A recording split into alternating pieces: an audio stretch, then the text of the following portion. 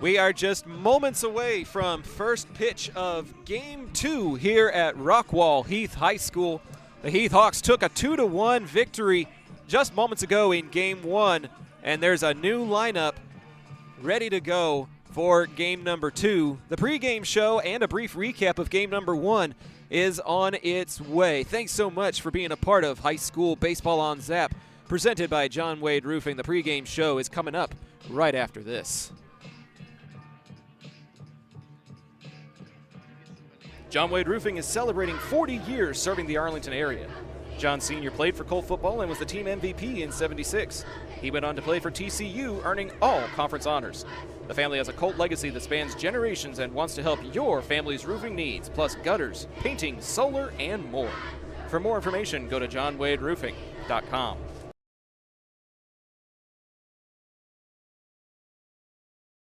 If you're a small business owner looking for reliable insurance coverage, or perhaps just navigating the complexities of Medicare, look no further. Chapman Cornelius Insurance Services is a family-owned, independent agency with over 50 years of experience, specializing in tailored insurance solutions for small businesses and their owners. Whether you need property, liability, commercial auto, or even life and health insurance, their agents can help you feel secure in selecting the insurance you need. Call April Chapman or Jason Ott today at 817-265-3346.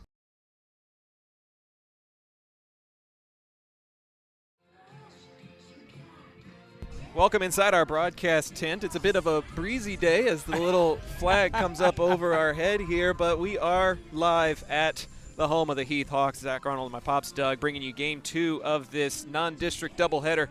Pops, Heath won over 30 ball games last season and looked like they would be a formidable opponent, but Arlington's defense really impressed and stood their ground and helped give them an opportunity in every inning of the ball game, which is really all you can ask for. It was a great ball game. Sorry, I had my back to you there as we were pinning down the Zap banner behind us. You know, for the opening game, we saw some great defense. We saw some good pitching in the early innings by Axel Alvarado. I mean, not Axel, Abe. Abe. There was too many Alvarados. There's Alvarado cousins. And Alvarado we're still cousins. figuring it out. And so Abe did a really good job through the first part of the ball game. And then when we saw Harper come in, and he pitched well. You know, he pitched very well. We just needed some opportunities. We got a couple runners on late in the inning, and Cifuentes had a really good at-bat, hung in there and slapped the ball to right field that the right fielder was able to catch up to. And so lots of opportunities. We're in the game the whole time, and I thought it was just a really good ball game to get started for the season. So we're really looking forward to this second game to see what the Colts will be able to do. Maybe we got a lot of contact. We saw Jeremiah Taylor with some great defense, preventing balls from going to the backstop, and also had a great shot from the catcher plate down to second base, catching a runner asleep down there and ending an inning. We saw an inning-ending double play with the bases loaded. I mean, it was a really good defensive effort there by the Colts as well. So it was a good showing for the first ball game of the season. Yeah, we were particularly impressed by the double play that was turned and the throw at home, and then JT catching a runner napping at second base. JT will get the start as a DH this afternoon, so it's nice to know that there's a little bit of a rotation that can take place there as well. Axel Alvarado will be behind the plate catching in this second game. So it'll be interesting to see those different defensive alignments and be able to finalize what the offense and defense might look like by the time district comes around. That's what these tournaments are here for. That's what these types of tough competitions are here for. It's what you want, is to test your team and see what they're made of. We saw that in Game 1, and I feel very strongly we're going to end up seeing it in Game 2 as well. Yeah, one of the things I'm noticing as the players are coming out to get ready for the second game and they're standing right in front of our booth is I can see some off-season workout results. Conditioning results, yep. and just in the weight room. I mean, I'm looking at the first two players coming up the bat here for the game, and I see more weight. I see more muscle. They've transitioned from kids to men-looking baseball players. To young men. And that's good to see, you know, that they've got some great work ethic in their off-season, and now they're ready for some live ball playing as the coaches and umpires shake hands at home plate. We're just about ready to go here. Yeah, we'll go ahead and transition over to the camera field as we get ready for first pitch here. The pregame show is presented by Chapman Cornelius Insurance Services, Inc. They're a family-owned business with a team of professionals who have served the Arlington area for over 50 years. Don't let insurance be a headache. Chapman Cornelius can help you create a custom insurance plan tailored to your small business's needs and budget.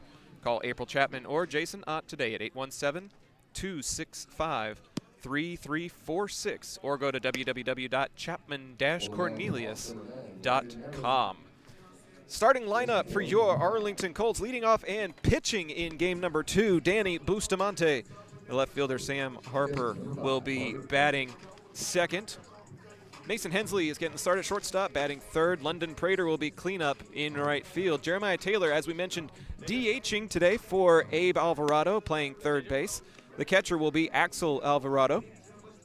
And batting seventh is the first baseman, Noah Cifuentes.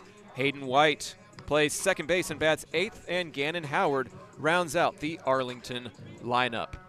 Defensively for the Heath Hawks, Lewis is at first base, Randall is at second, Bulin is at third, and Cooley is at short. In left field, Braxton Gordon, he'll be DH'd for. Ladisow is in center, and Webb is in right. The battery for game number 2 behind the plate, Parker Ivy, and on the mound, Landon Ammerman.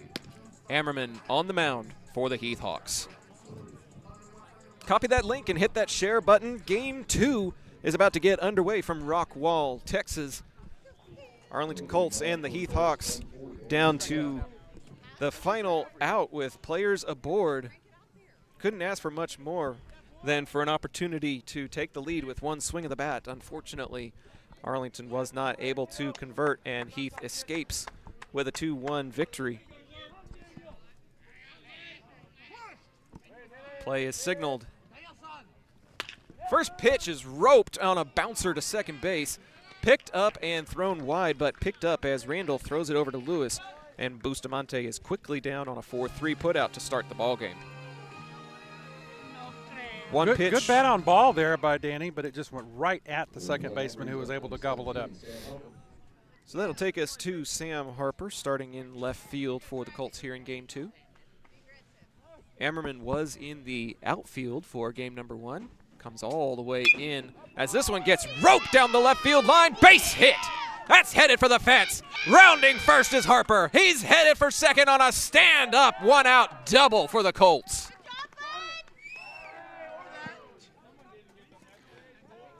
That was a hot shot down the left field line to that corner at the 315 pole down in left field. Very good way to start off this ball game for the Colts. Man in scoring position for Hensley, a switch hitter. He batted left when he was facing the righty pitcher, and he'll step into the right-handed batter's box to face the southpaw Ammerman.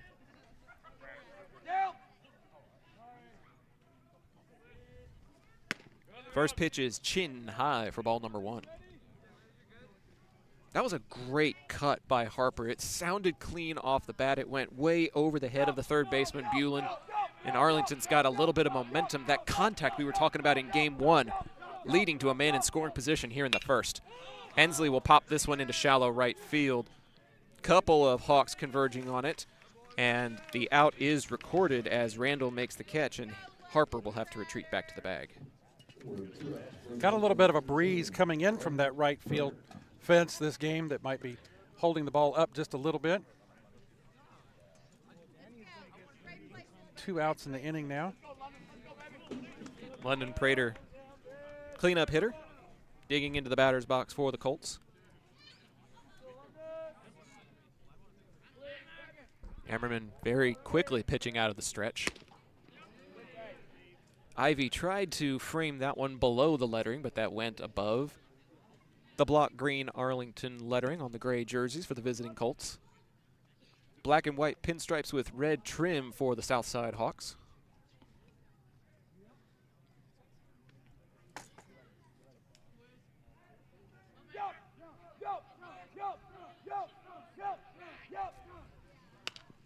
That one will get fouled into the netting straight back. We mentioned it in the first game, worth mentioning again. Pretty deep backstop, but that did not seem to faze Jeremiah Taylor as he was able to make a great defensive play at the plate in game number 1. But we'll see if that plays a factor, if this ball gets away from Ivy at any point, could that lead to an extra 90 feet for the Colts? That one does find the zone. It started a bit high and then dropped in belt high for a strike to Prater.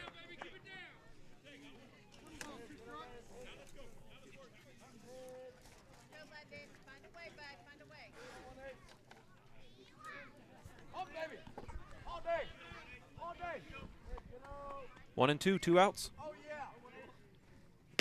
Swung on and swung through. Prater is retired and Harper is left stranded, but it was a good, clean hit and could be encouraging for these Arlington bats here in game 2. Headed to the bottom of the first. It's Arlington nothing and the Hawks coming up to the plate. We'll be right back with more high school baseball on Zap, presented by John Wade Roofing. Taqueria Taco Express is your one-stop shop for all things authentic Mexican in Arlington and Grand Prairie. And this fall, you'll now have 4 stops to choose from. Visit the new location off 20 and Little Road or any of their 3 original locations and try their $10 Taco Tuesday. It includes 5 tacos and an agua fresca. They also feature new birria items plus tortas, gorditas, and more. Find out just how much more by visiting taqueriatacoexpress.com. If you're like me and need printed materials to get your brand out there to the community, then you need Ika Signs. Conveniently located in central Arlington, Ika features a wide selection of shirts, hats, banners, yard signs, acrylics, magnets for your car, magnets for your fridge, tumblers, A-frames, and more. Call Ika at 817-617-2229 for more information and tell them Zap sent you.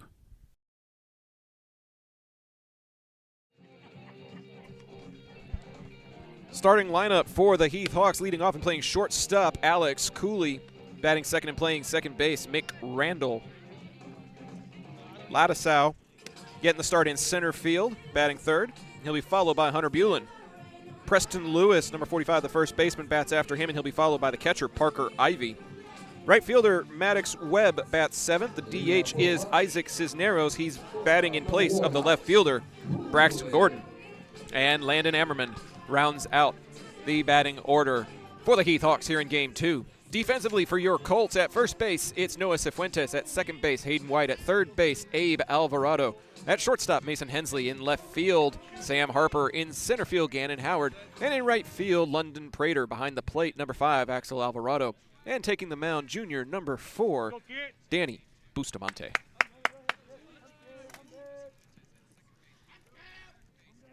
We saw Bustamante on the mound a couple of times during tournament and weekend play, looking to add his name to the district starting rotation with an audition here against the Heath Hawks, as this one is high for ball 1 to the leadoff man, Alex Cooley.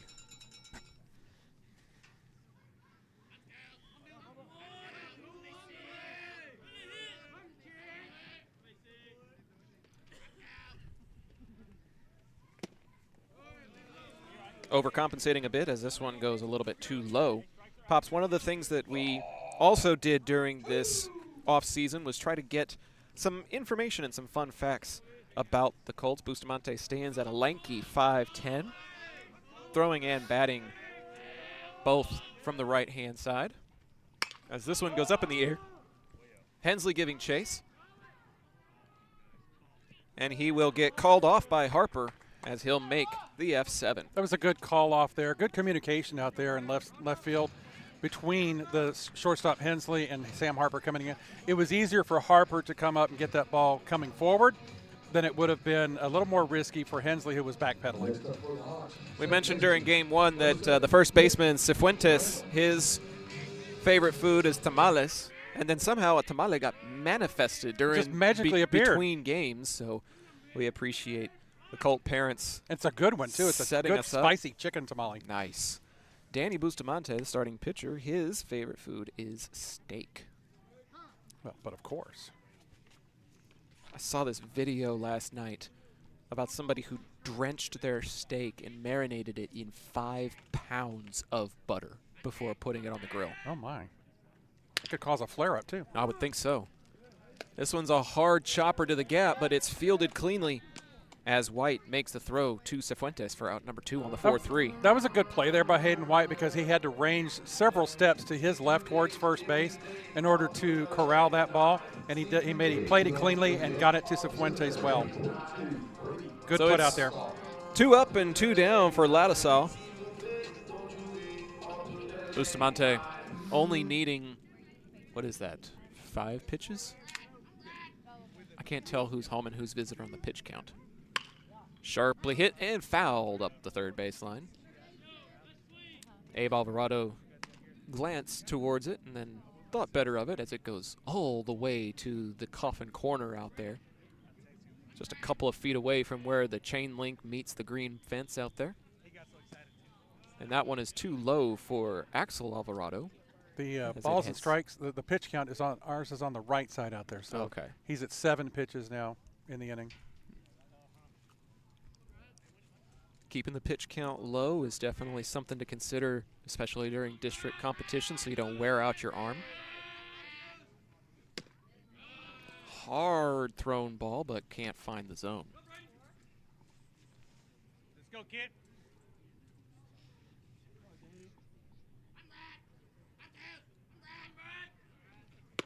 Check swing, and he went around.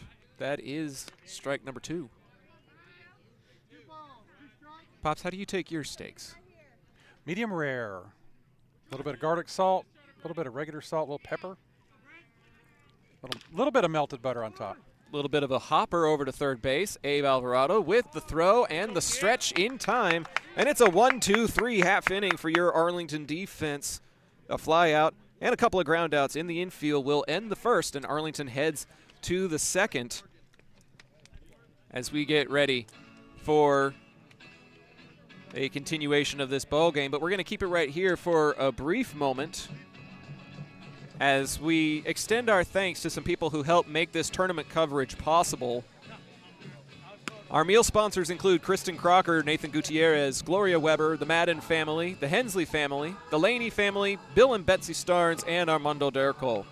Our lodging sponsors include Holly Hensley Life Insurance, the PDA Advocacy Group, Lynn Wynn, Jake and Sharon Damon, the Hammond family, Patty Bustamante, and Bella and Sam Howard.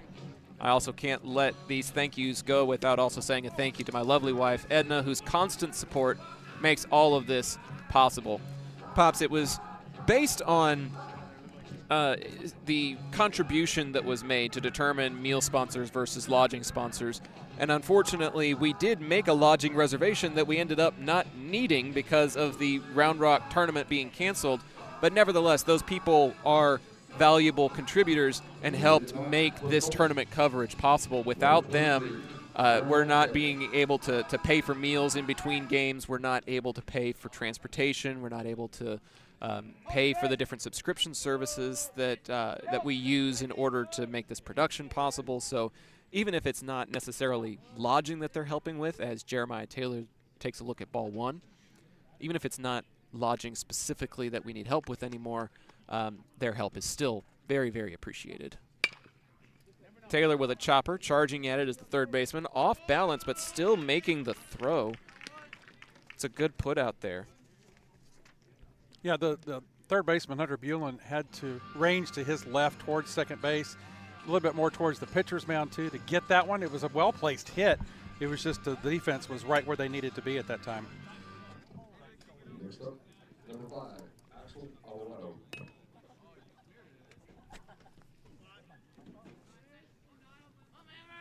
Yeah, we've invested in some new technology this year. If you're enjoying the score bug that is at the bottom left-hand side, one of the things we heard last year was, could you present balls and strikes in addition to the outs in the score?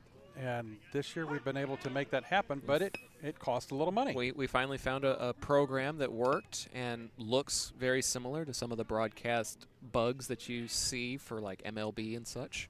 And so far, Pops is keeping up with it okay.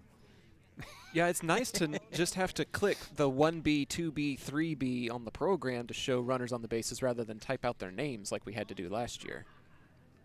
We'll do our best to remind you of their names when they're out there, but it keeps the game a little more tight. Streamlines things a bit, as that one's too low for number 5. Noah Cifuentes came into the first base position in the middle of the last game, and he's leading off at first base here. He's on deck. Swing and a strike. miss.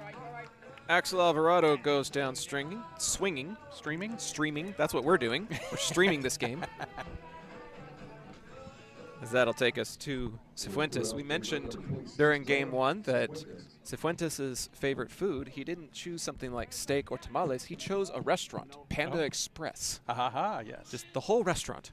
Anything on the menu goes. I would suppose so, although I am partial to the orange chicken myself. I love orange chicken, Kung Pao chicken, General Tso's chicken. anything like They tend to favor chicken at that place. Although I've heard that the shrimp is good, but I'm not much of a seafood person. Your brother and I like the China Harbor Chinese food buffet. That's a hit. Left foul ball, though. Hooks too far. He looks like a heavy hitter, doesn't he? He got a lot of bat on that one.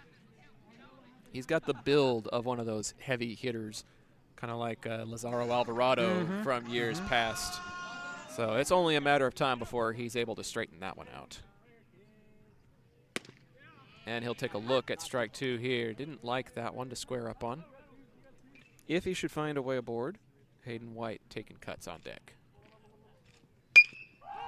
Does put this in play, but it is skied to center field. Lattisow camping underneath it, and he'll make the grab for the F8.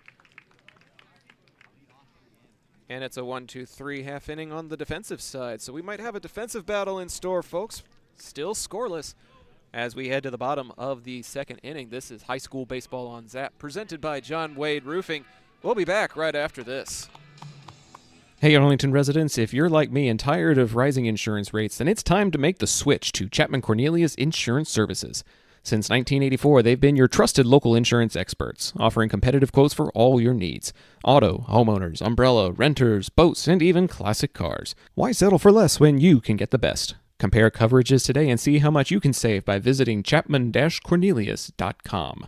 Chapman Cornelius, your local insurance partner since 1984.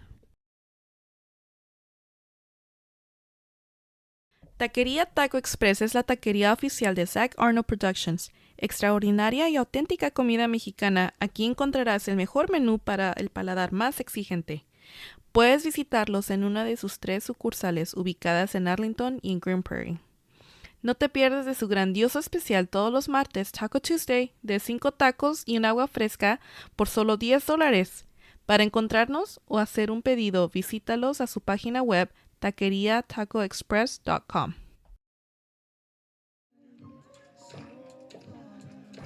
Welcome back to Rockwall, Texas. Hardly a cloud in the sky. Temperatures in the mid-40s. It's a little on the chilly side for baseball, but compared to the cloudy and 30s that we were expecting to have on Thursday and Friday, I will take this any day, Pops. Yeah, it was supposed to be cloudy and 30s in Austin, in the North Austin area, and then on Saturday, today, it was supposed to be raining down there. Yep. The teams from the Dallas-Fort Worth area, with the temperatures in the 20s here, decided, yeah, we're not going to go play baseball. Well, it's not worth the risk trying to get a charter bus and get down there and then find out you're not going to be able to play. Right. A doubleheader like this guarantees competitive action as Buellin takes a cut at the first pitch he sees. It's competitive action, it's local, and you don't have to worry about travel quite nearly as much as you would for Round Rock. It's a 1-hour trip to Rockwall as opposed to a 4-hour trip down to the Austin area. And Heath and LD Bell, Arlington's opponent on Monday, were both scheduled to participate in the Central Texas First Pitch Classic. Right. So it's really cool that there's a network of coaches that are able to get in touch with one another and say, hey, I'm not going down there either. How about we play each other? As this one goes foul the other direction. And based on the results of game number 1, I think this is really great for both teams to have this opportunity to face solid competition and get the cobwebs out and get ready for whatever your next tournament is next week. Arlington's got some quality opponents in the form of teams like Midlothian and Mansfield that they're going to be playing down south of 287. So there's still a lot of tournament baseball to get excited for. Zap will be on the call for those games as well, as it's a 2-2 count after that pitch went a little too high. This one's up in the air, playable, headed for the left field line. Hooking, fair is the call. just barely a foot to the right of the chalk, and it's going to be a stand-up double down that left field line for Hunter Bulin. I was watching Bustamante's pitches on that play, on that at-bat, and it looks like he's having some difficulty snapping off those curveballs right now. They're hanging high. So it's that part of the season where you're getting back in that groove again, and he'll get it back under control.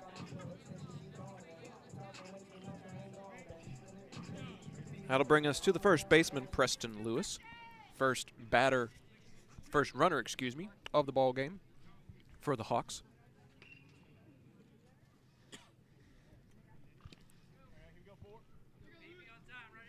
So Bustamante will have to pitch out of the stretch as Hensley sends some signals up the middle of the diamond.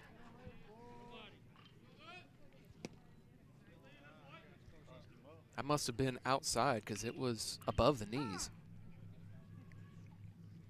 As Axel calls time to talk to his pitcher. Arlington looking for their 6th consecutive postseason appearance. They won the district title a couple of years ago. They finished with the same district record as both Martin and South Grand Prairie, but unfortunately due to certain tiebreaker restrictions, they ended up falling all the way to the 3 seed, but they had a really great season last year as well. This team has a tendency under Coach Brian Womack to reload rather than rebuild as this one goes out of play. With players like Danny Bustamante and Mason Hensley, who saw crucial time, Jeremiah Taylor, there's a lot of elements from last year's team to build on. And then there's players that were on the sub-varsity team that were dominant on their freshman season that are now getting the call up as juniors. 11 juniors on this roster and 9 seniors, all upperclassmen for the Colts this baseball season.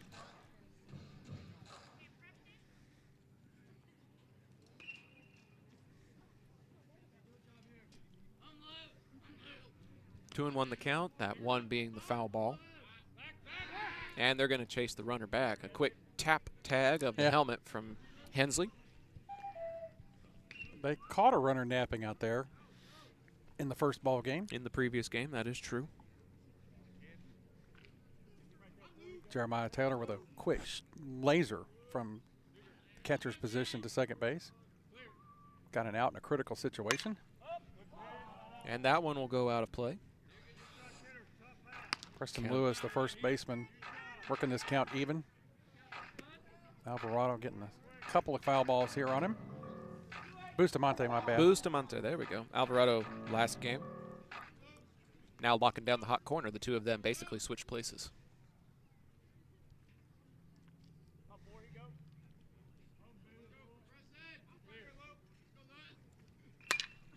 Curveball is roped to right field. Prater's underneath it, tagging up and running to third base. The throw is wide. It'll be a sacrifice fly to right field. It advances the runner.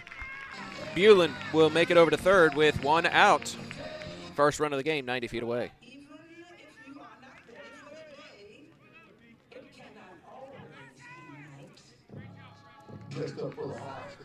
So that'll take us to Parker Ivy. 6th spot in the lineup. Did not see any action in game one, as that was Chirinos that was behind the plate for the Hawks. That curveball will drop in. You mentioned timing and placement. That off-speeder found where it needed to go. Well, and the ball that Lewis hit to right field was a good breaking curveball too. So he's found the break on it. Lewis just did a good job of punching it to right field. But another good curveball there for that strike. Fastball. He was late on that swing, and he'll foul it away.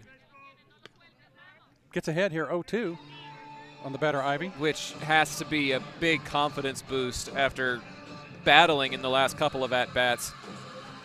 You don't necessarily take any pitches off, but it definitely feels nice to be ahead.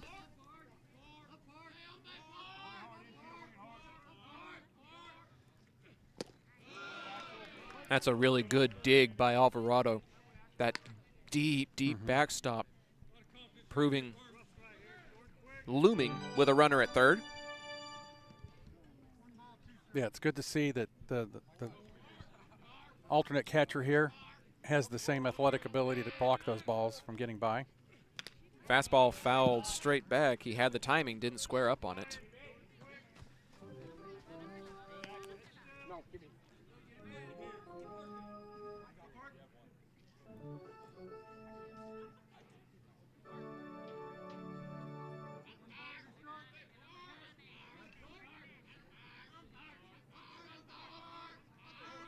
One ball, two strike pitch here from Bustamante. Oh, that's coming our way. Golfs it. Cifuentes giving chase. Oh! Falls foul right in front of the Colt dugout. Count will stay 1-2. Good hustle there by Cifuentes. He lost his hat into the wind. Yep, he was really, really busting it trying to get there. Colt infield playing on the lip of the infield grass towards the plate. Trying to prevent an infield hit from getting home for a run. Too high.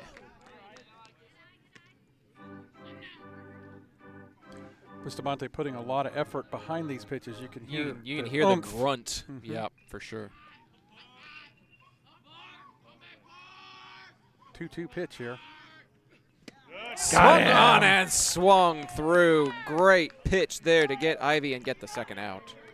Critical place for that strikeout there as it leaves that runner at third base right now. Now there's 2 outs in the inning. It'll be up to Maddox Webb to try to bring that runner home. But a base hit is the only thing that'll do it. Sacrifice is eliminated now with 2 outs.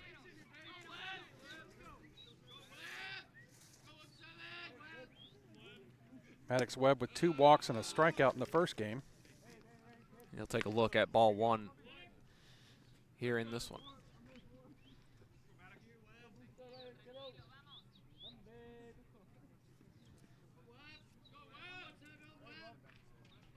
Busta looks straight ahead at the runner. Skied to right field. Prater giving chase. We'll have to see. Out. Foul ball. Out. Foul ball. Yeah. Hit the pack of wolves out there in right field. I guess so. 1 ball, 1 strike count now on the batter Webb. Webb playing right field in this ball game for the Hawks.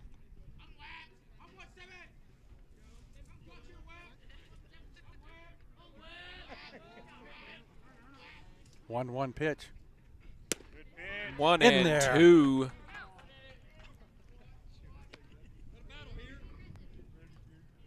Good placement by Bustamante on that play, on that pitch. Big pitch here. See what the junior dishes home. Curveball. Curveball that gets fouled off. The Hawks are swinging at those curveballs, trying to get them in play. And there's that broken glass you were predicting during the first game of our doubleheader. I'm just glad to see that Bustamante was able to find that snap-off point for that curveball and get it working now. That's good. It's a good adjustment in game. Another off-speed Another pitch. off-speeder and another strikeout for Bustamante, and that will strand the runner at third. Back-to-back strikeouts to close out the inning, and it stays scoreless as we head to the third. Heath nothing, Arlington nothing. This is high school baseball on Zap, presented by John Wade Roofing. Pools in Texas need servicing all year long. At Rami Pools, LLC, we provide quality pool services such as cleaning, maintenance, and repairs. So call 469-951-0107 for a free estimate and ask for Roberto. Rami Pools, LLC. We're going to make you fall in love with your pool again. Hablamos español. PDA Advocacy Group would like to remind you that autism is a wide spectrum of neurological differences and it's on the rise, now affecting 1 in 36 Americans and more cases found in males. Those with autism have trouble with social interactions, communication, and can engage in repetitive or self-harming behaviors. While the causes of autism are still being researched, we can begin to learn more by visiting nationalautismassociation.org.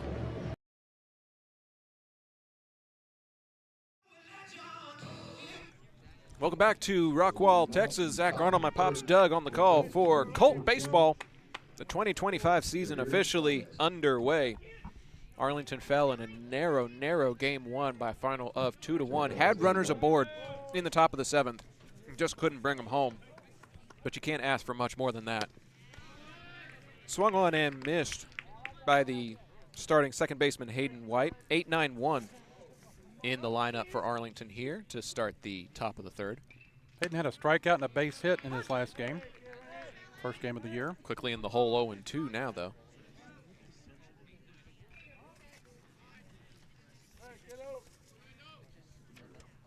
He'll put this one in play. Look at Slow that. roller on the backhand. That's an infield single for number 24. That's the kind of at bat he had in that first game when he got that base hit.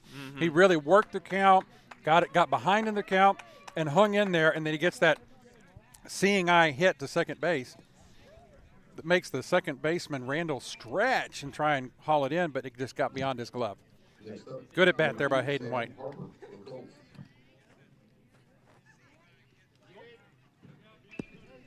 And the runner, Colts get to light up first base on the new score bug. And Howard. Bunt is laid down to try to move White. On the topic of favorite foods, Hayden White answered that his favorite food is cheese enchiladas. All right. Wonder if we have any sauce on it, like a carne sauce or a chili sauce, or or just top of it? extra queso. My favorite was always White. cheese in the middle and queso drizzled on top. Yeah, cheese on cheese. Making me hungry. And a throw over to first. That was almost a balk. They called the balk in the last game. They did. That's what So got they're- Sam Wynn from second over to third and allowed him to score.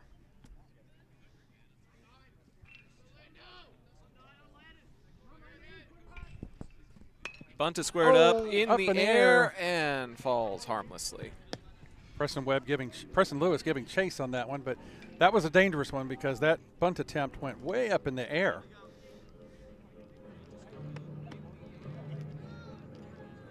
And maybe that's one thing that the team needs to work on is laying down bunts. It's very possible this could be a small ball team. You don't have the likes of Jackson Irons in your lineup. He's out at McLennan College in Waco now. Bunt is squared up for again. Runner almost got away. Very interesting electing to square up for a bunt with 2 strikes. Yeah. Brings it to 1 and 2 there. Yeah, that if fans, for those who may not be aware, a bunted attempt ball with 2 strikes that goes foul is considered a third strike and an out. So it's a little bit dangerous, risky. That one fouled back, straight back to the dugout. Bustamante on deck, going to go trot over there and pick it up for us. Yep, back to the top of the order once Howard's at-bat concludes. Leadoff man aboard on an infield single. 8-9-1 for the lineup here. That one's too low, and now Howard works the count. It's even at 2-2.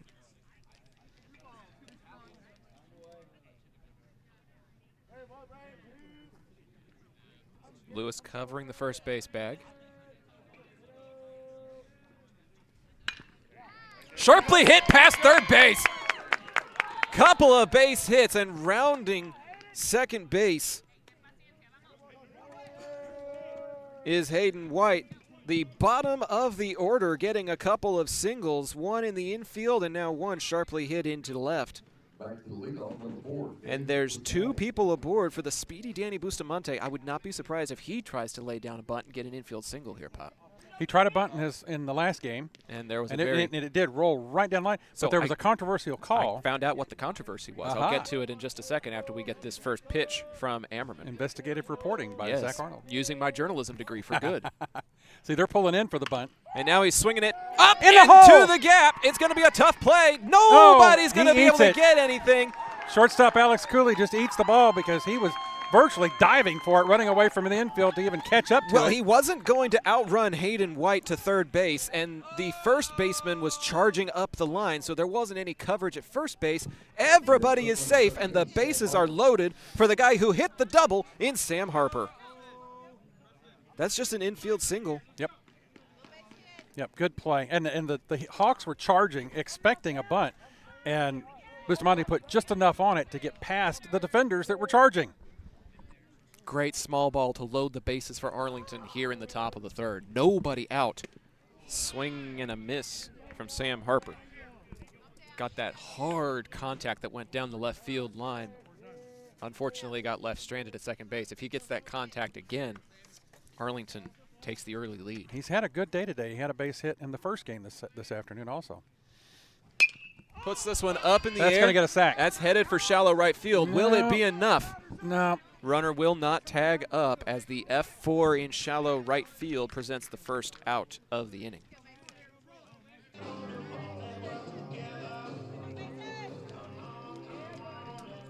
That's okay. There's still just one out. You still have the opportunity for the sacrifice. And Mason Hensley's got a really good swing as well.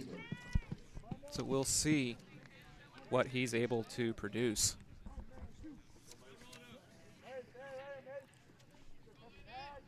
White at third, Howard at second, Bustamante at first as strike one is delivered to Hensley at the plate.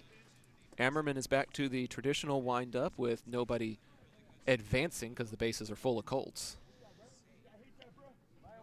Pretty traditional defensive alignment for the Hawks as this one goes low and away. Nobody covering a base. Mason getting the bat on the ball in the first game, looking now to just straighten it out and get it in a place where there's not a Hawk. That one is chin high for another ball, nowhere to put him. 2-1, says the home plate umpire.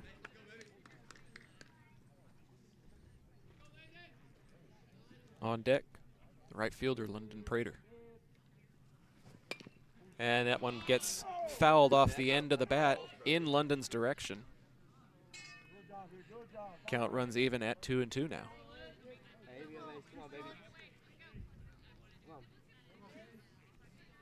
Ducks on the pond here. Need a clutch hit from Hensley.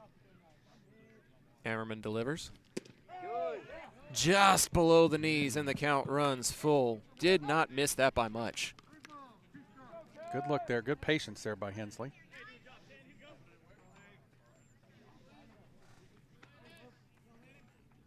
Payoff pitch.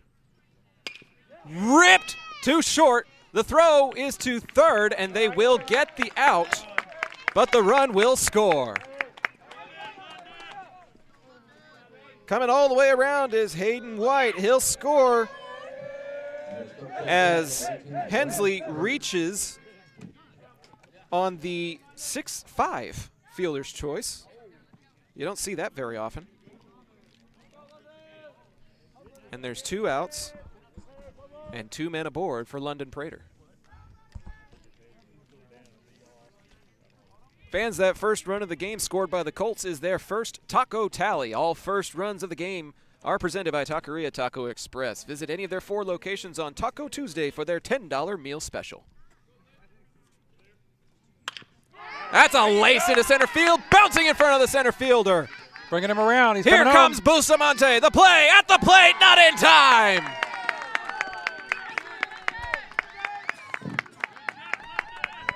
London Prater delivers the RBI single right back up the middle, and Busta comes in to score. Next up for the Colts, number 23, Jeremiah Taylor. Coach Womack being aggressive in the coaching out there at third base, bringing that runner around, knowing he's got good speed in Bustamante. Colts put a second spot on the board. Ball is inside here in this top of the third inning.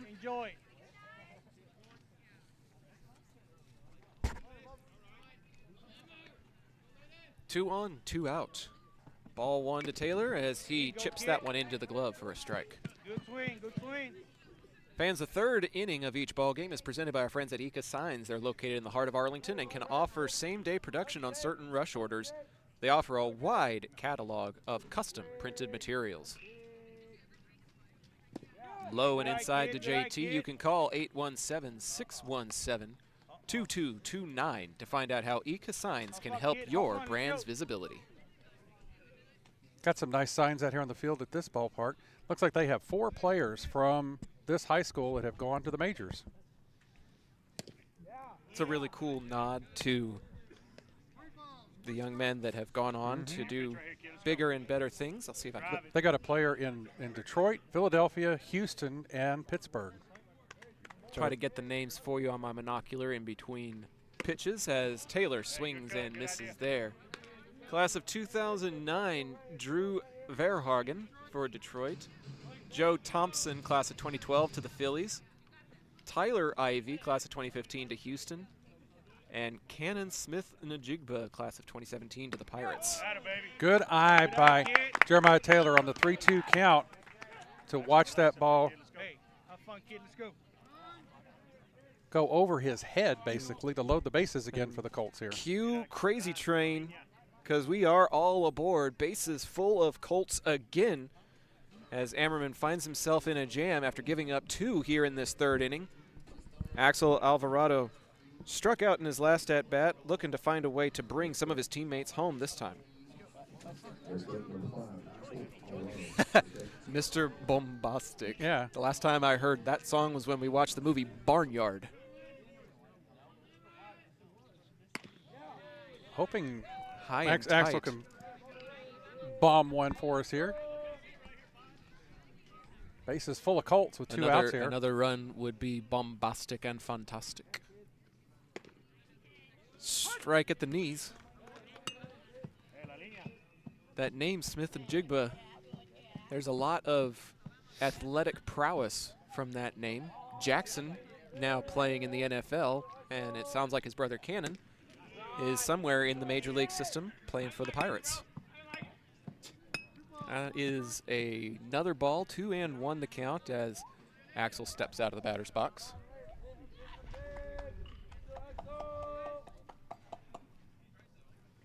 Puts this one in play, headed for second base. Playing it on the hop is Randall, and the throw to Lewis is in time.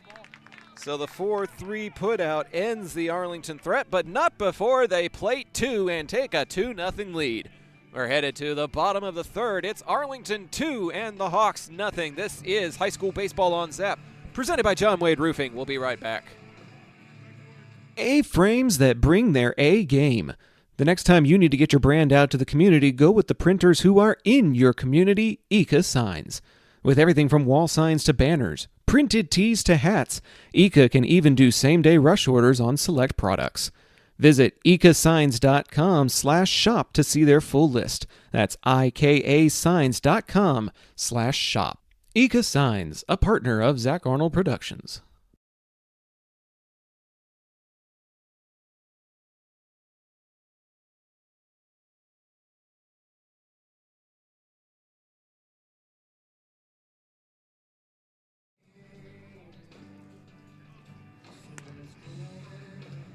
To the bottom of the third inning we go. Bustamante back out, but now he'll do it with a lead. Pops as the Colts plated 2 with some excellent small ball. A couple of infield hits, and then a single that brought in the pitcher, Bustamante.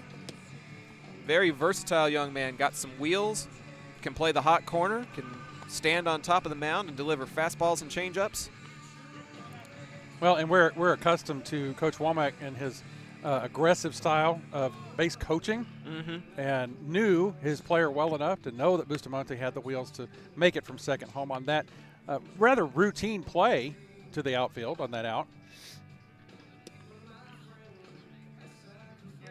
I mean the base hit. Sorry, that base hit that went into right The field. ball that went out to the outfield. Yes.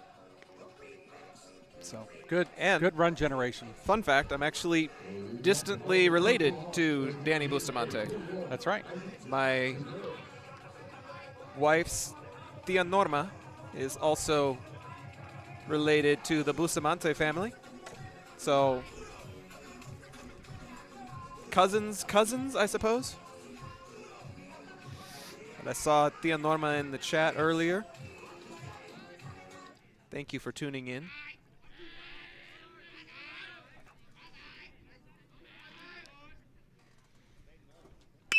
First pitch swinging, and it's headed to deep left field. And that's going to drop in. And a bounce off of the wall. Play will be to third base as it'll be a leadoff stand-up double for the designated hitter, Isaac Cisneros. Designated hitter getting the hit.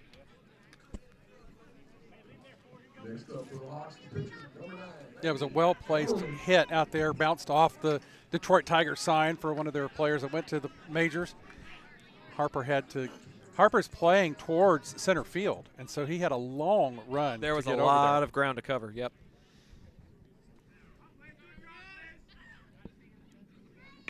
Bunt is squared up for Bustamante.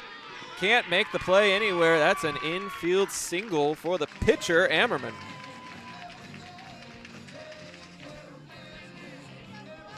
And that's good small ball from Heath, hitting it in the direction of where the runner is going. You can't really charge third base because you need to cover third base. And that'll put runners on the corners here in the bottom of the third. And good production by the 8-9 hitters in their lineup, and it takes them back to the top of the lineup here with 2 on and no out. Courtesy runner because Ammerman is the pitcher today. Number 14, Madden Lozano, now running at first. Lozano, the runner at first base. Cifuentes covering him there, as Bustamante finds himself in a little bit of a jam here. This one is in the metaphorical dirt to Axel Alvarado. Fields it on the backhand, and it's ball 1. Yeah, this ball field is totally turf. Script Hawks along the first base and third base line, and a big H out in center field. It's a beautiful little ballpark. Curveball drops in at the knees for a strike looking.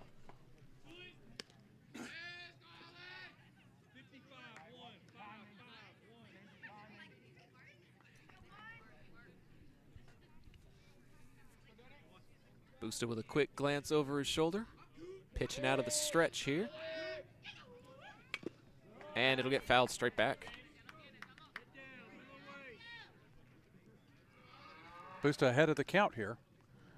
1-2. That's always something you want to see when you're battling like this. You got to get ahead of things, especially when you need an out. Nobody out here in the bottom of the third inning.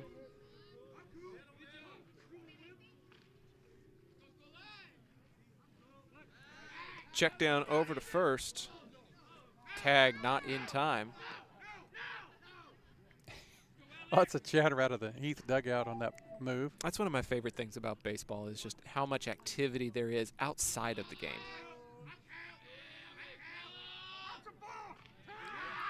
And they call a balk that will bring in the first run of the game. And Womack is very quickly out of the dugout. We'll hold off on scoring that run until the conversation takes place. But it very much looks like that run is going to come in via a BK, which is not something you stat in a score sheet very often, Pops. No. And it's not going to change his mind. We're gonna have that run come in. The umpire's never going to change his mind on a call like that. So put 1 run on the board, take that runner off third base. And the runner balk moves the runner from first to second. to second as well. It's a dead ball situation, and runners advance 1 base. So that runner Cisneros comes in after hitting the double.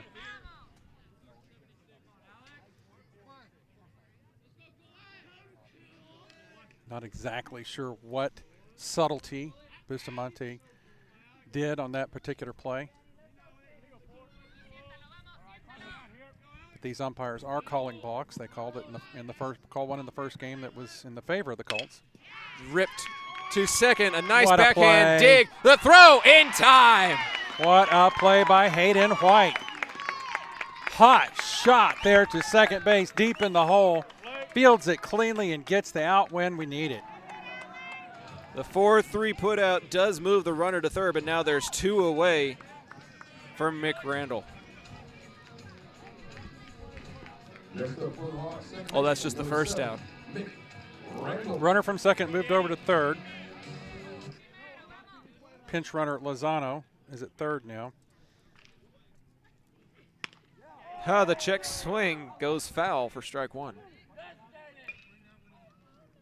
And it actually caroms off of the back there towards Bustamante, but he'll ask for a new ball anyway. Mick Randall, the second baseman, at bat here with the runner at third. Grounded out to second base, his last at bat.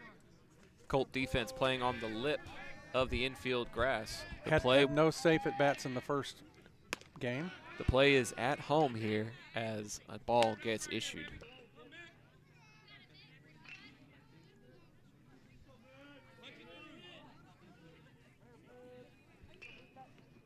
The way the sun is shining, it's very hard to see the numbers on the scoreboard out in left field right now.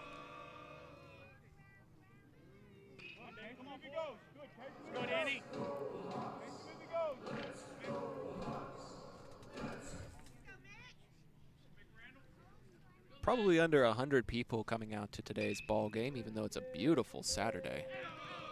For those of you tuning in at home, we thank you for letting us be a part of your weekend. Good fastball. A little pump from the catcher saying that's how it's done. As he brings the count to 1-2. Good heat on that one. Shakes his head no a couple of times, finally decides on a pitch. Little high and away, brings the count even to 2-2. Alvarado playing pretty close to the bag over at third with a runner right there with him. Has a pretty big gap there between the shortstop Hensley and Alvarado. First and second baseman are playing close in. This one's up in the air, playable to shallow left field. Who's going to make the call? That's a tag up, and the play at the plate is too high, and the sacrifice fly will tie this ball game up.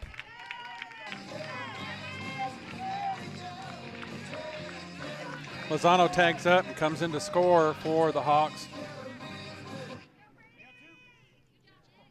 Did his job at the plate there. That ball Credit to high. the left fielder Harper, though. He came in on a tear and was able to make the scooping grab off of the ground, but unfortunately unable to recover and make the throw in time, and we've got ourselves a brand new ball game once again with 2 outs and the bases clear now for Ladisal.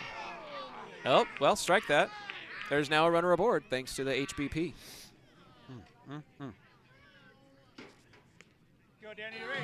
Settle down a little bit here. Yeah, he'll step off the back of the mound to try to clear his head a little bit as he gets ready to face Hunter Bulin. As the music in the background is "Hit Me With Your Best Shot." Pat Benatar, classic. Number 6, Hunter Bulin. Bulin got a double down the left field line in his last at-bat. Bustamante would like to avoid that here with this 2-out situation. Tie ball game, 2-2. Plenty of ball left to play as we're just in the bottom of the third.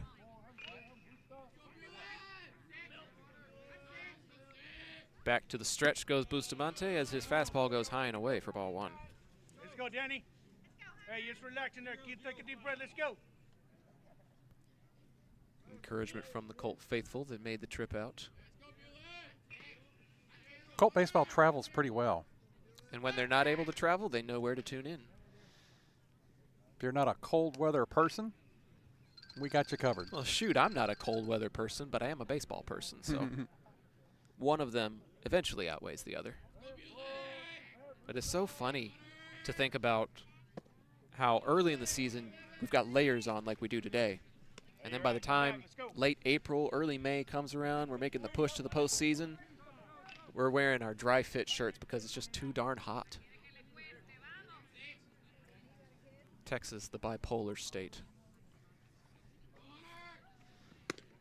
Another pitch too high. Hey, better language. Let's go, kids. As Bulin ahead in the count 3-0. He'll be taken here. Wild thing. Bustamante going to groove one here. Concentrate. Let's go. You would expect number 6 to let this one go by.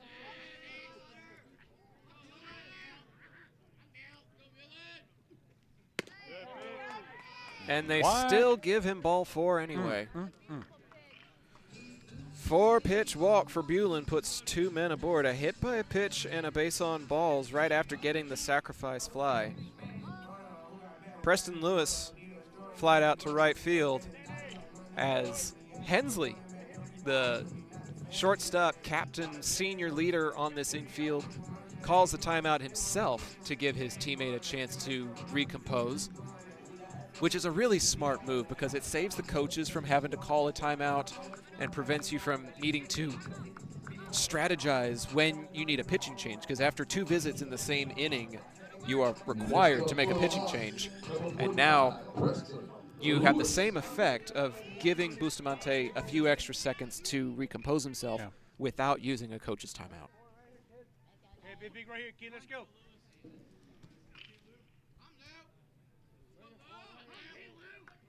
Two on, 2 out, 2-2 here in the bottom of the 3rd. First pitch is between the chin and the English South Side lettering on Preston Lewis's chest. Finish it, let's go. Let's go. Hugging the back of the strike zone as he takes a look at a fastball at the knees.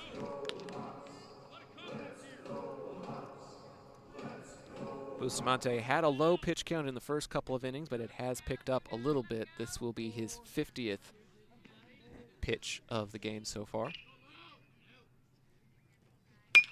And it's lofted to center field, not far enough to go over the head of Howard. Camping underneath it and making the grab for out number 3.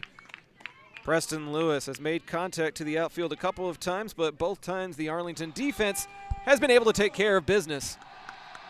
Arlington plates 2 in the top of the 3rd. Heath plates 2 in the bottom of the 3rd.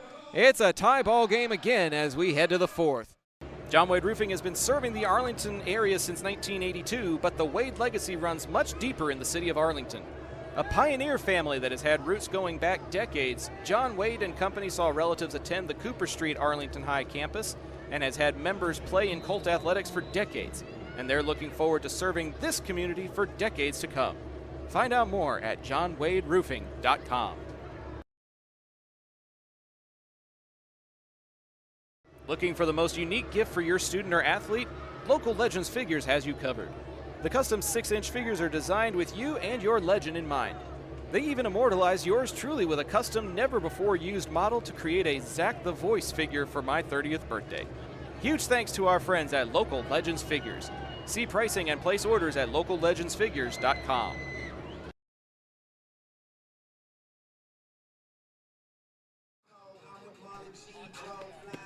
Welcome back to the Hawks Field here in Rockwall, Texas. Heath High School, the host for this 2-game set this afternoon. First games of the 2025 campaign. Colts came up 1 run short in the first game this afternoon. All tied up here at 2 in the as we head into the top of the 4th inning here. Noah Cifuentes leading off. Hayden White on deck. Hayden made a great play at second base. Hot shot deep in the hole. Recovered, got it to first base for the out, and then Gannon Howard is in the hole to begin this inning. So the 7, 8, 9 batters for your Colts coming up to bat here in the top of the 4th inning. Turned out to be a nice day for baseball here. 40s is not too bad. It's a little chilly, but it's nothing like the 20s we had all week around the Metroplex. I'm actually showing Ralph Hall Municipal Airport peaking at 50 right now. Woohoo! So heat wave. What are they saying in White Christmas? We're having a heat wave, a tropical heat wave. Yeah, first pitch by Amner is jumped on by Cifuentes to the left field gap. It's going to be in there for a base hit as Gordon brings it back in. Good leadoff first pitch hit by Noah Cifuentes. And I mentioned it when he had that contact that went to center field. He's got the power. He's got the cuts for it. And he proves it there. We're seeing more from the Colt bats in this second game as Peyton White steps in. He's got his first at bat was a base hit and a score. Squares up to bunt there, and he had to dive back. Cifuentes almost got a little too far away. What did the umpire call on that? Called him safe. 1 strike from the home plate umpire. Oh, I see. Call at the plate. The throw down to what first base. What did the umpire say at the plate? That's what I'm sorry about misunderstood. On the square, he did get called for. Oh, and now we got a balk on the pitcher. It's a left-handed pitcher, and if the left-handed pitcher makes any kind of move towards first base, you're going to get a balk called. So Cifuentes takes the trip down to second base. Of all things. And this is the third balk we've seen today in this ball game. And now the opportunity for the bunt is definitely going to be utilized. A balk is a no call, so the count remains 0-1. Bunt gets laid down right between first base and the pitcher, and the ball is thrown over. The call is out at first base. But the second baseman was the one covering, and I think it was first base who made the play. So that's Lewis to Randall, a 3-4 sack bunt. It does move Cifuentes over to third base with 1 out in the inning now.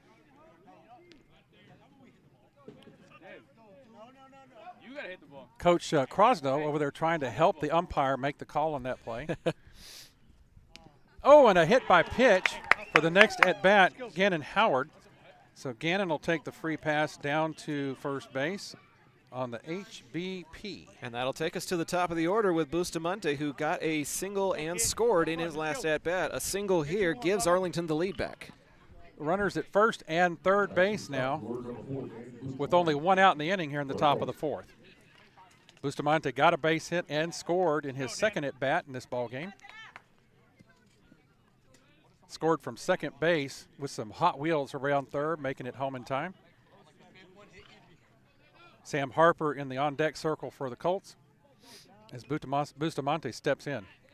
Could help himself here. Pitch is wide outside. I think they were expecting a steal on that one. I think that was a pitch out. Yep, they were expecting a steal. They were expecting the player Gannon Howard to go down to second, and he did not. So runners remain at the corners with a 1-0 count, and the catcher now wants to talk to his infield. He's given a signal to his infield, touching his left arm 3 times and his right thigh once. Signals something to the infield for a play. 1-0 to Bustamante at the plate. The lefty, Ammerman, comes set. And it's down and gets away from the catcher. Here comes the runner, Cifuentes. He's a big man, but is he going to make it? Yes, he's going to slide in there and make it. All right, Cifuentes. Get that man some oxygen. It's 3-2, Arlington. Gannon goes down to second base on the play, and the score goes up 3-2. Gannon at second, Bustamante Have fun, let's go. at the plate with a 2-1 count. Too much action to keep up with all the balls and strikes. Sorry about that. A look back to second, and he comes home and he swings and hits it. It's a little blooper towards second base. The shortstop's going to fade over there and pick it up. Alex Cooley gets under that one, and it's just a little pop-up fly to the shortstop. And that brings the second out on the board, and will bring Sam Harper to the plate. Harper has a double in this ball game. A double here extends the lead. Sam Harper got a double in his leadoff, like you said. Did well in the first game, played some great defense. First pitch to him is low and inside for ball 1. Like all the Howards, Gannon has some speed to him. Wouldn't be surprised if he tried a steal here, especially with the right-handed hitter obstructing the third baseline. Harper with a base hit in the first game, went 1 for 3. Oh, looks at a called strike there. That one looked high. That was above the lettering. Let's go, Sam. Be big right here, kid. Let's go. Keep it going. Disagree there, unfortunately. Count runs even to 1-1 on Harper. Should he get the opportunity, Hensley on deck, taking some cuts here.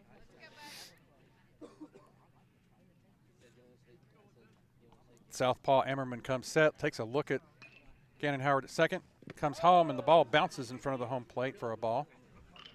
2 balls, 1 strike. Parker Ivy with a good dig there to keep it in front of him. Turf has a tendency to bounce the ball, especially when it's that close to the plate.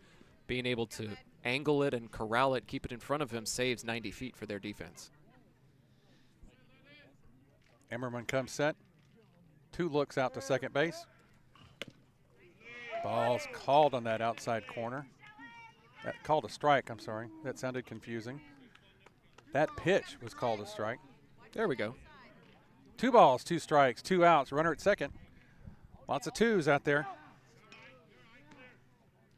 2-2 pitch. Low this time. Count runs full. Might have hooked a little inside also. Payoff pitch coming here from Emmerman to Harper. Most likely runner going. We'll see. Got the sign he's looking for. And the delivery. Swung on and missed to end the inning. It was a good cut, just could not connect on the high heater. Right pitch to throw on a payoff pitch. Ammerman does not escape the jam entirely, though, as Cifuentes runs home on the wild pitch to make it 3-2. As we get to this middle inning here, a reminder, fans, that the 4th inning stretch is presented by Taqueria Taco Express. They feature a wide, authentic menu and can solve any Mexican food craving. Order online to collect points for free food, or go on Taco Tuesday to get 5 tacos and a large agua fresca for just $10.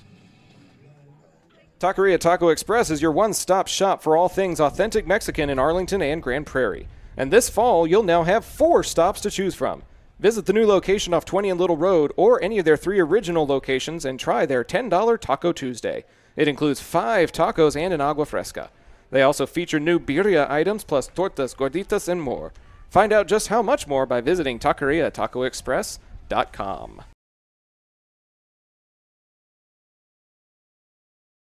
If you're a small business owner looking for reliable insurance coverage, or perhaps just navigating the complexities of Medicare, look no further.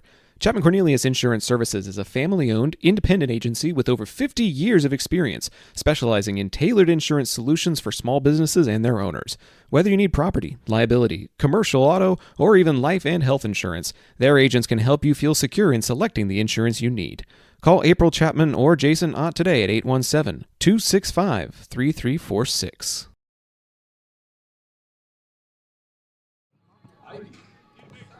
Welcome back to the middle of this 4th inning here. Arlington 3, Heath 2. Another good ball game going on here as the Hawks will send up their 6, 7, 8 batters in the lineup. Parker Ivy leading off, Maddox Webb on deck, Isaac Cisneros in the hole. Danny Bustamante on for another inning of work for your Colts. First pitch, a little bit high for ball 1. Good pitch. Let's go.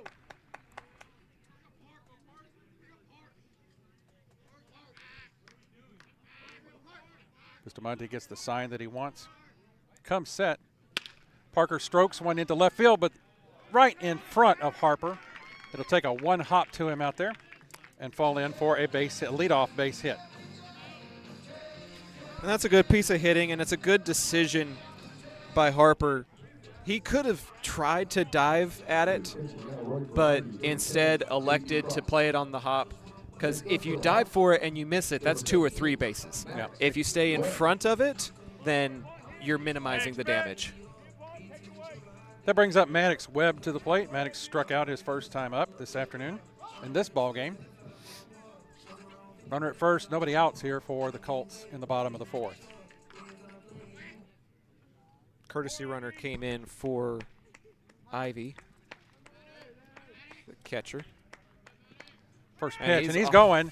Alex Alvarado throws it down to second base, and there's nobody to back it up except the center fielder, but the runner is in there safely on a stolen base. That's number 10, JT Cross, with the wheels into scoring position. So Cross takes up position at second base now. You hear the Runner in NASCAR noises in the background. We are not anywhere near Texas Motor Speedway, on the opposite end of the Metroplex from them. Call at the plate was a strike on Maddox Webb, so it's an 0-1 count, but the runner gets second base on the straight steal. Bustamante takes a look at there. Nobody really holding him. They're playing the bunt now. Over the ball head. gets away, and they get the runner advanced anyway without needing the bunt. So the tying run 90 feet away.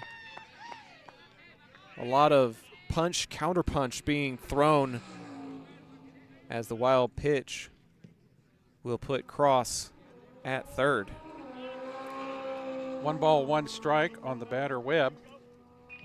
Shadows creeping in from over the top of the press box, kind of shading the first base line, but so far hasn't shaded the field of play.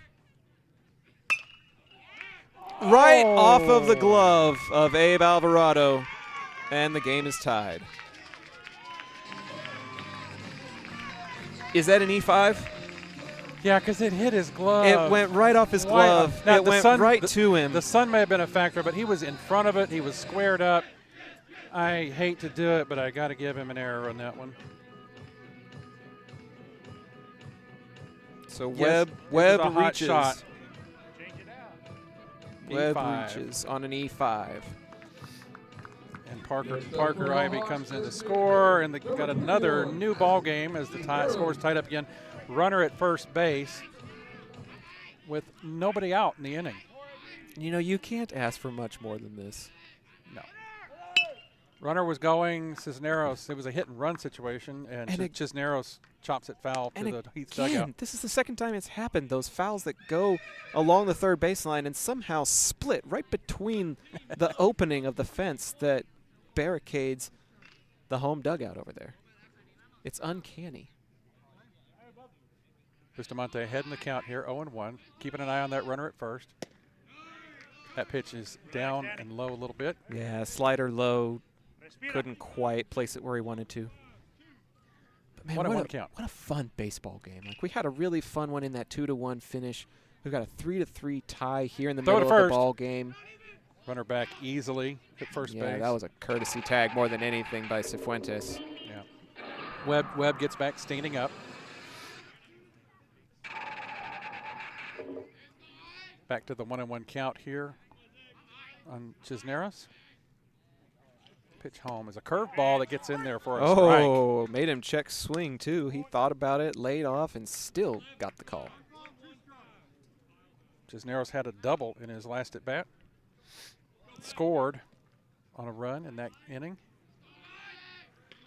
1-2 pitch. High. 2 balls, 2 strikes now to the batter. Let's go, kid. And see, I get the logic. You go with the high heater to see if he'll offer at it. He tried to offer at the curveball on the last pitch. Just laid off of that one.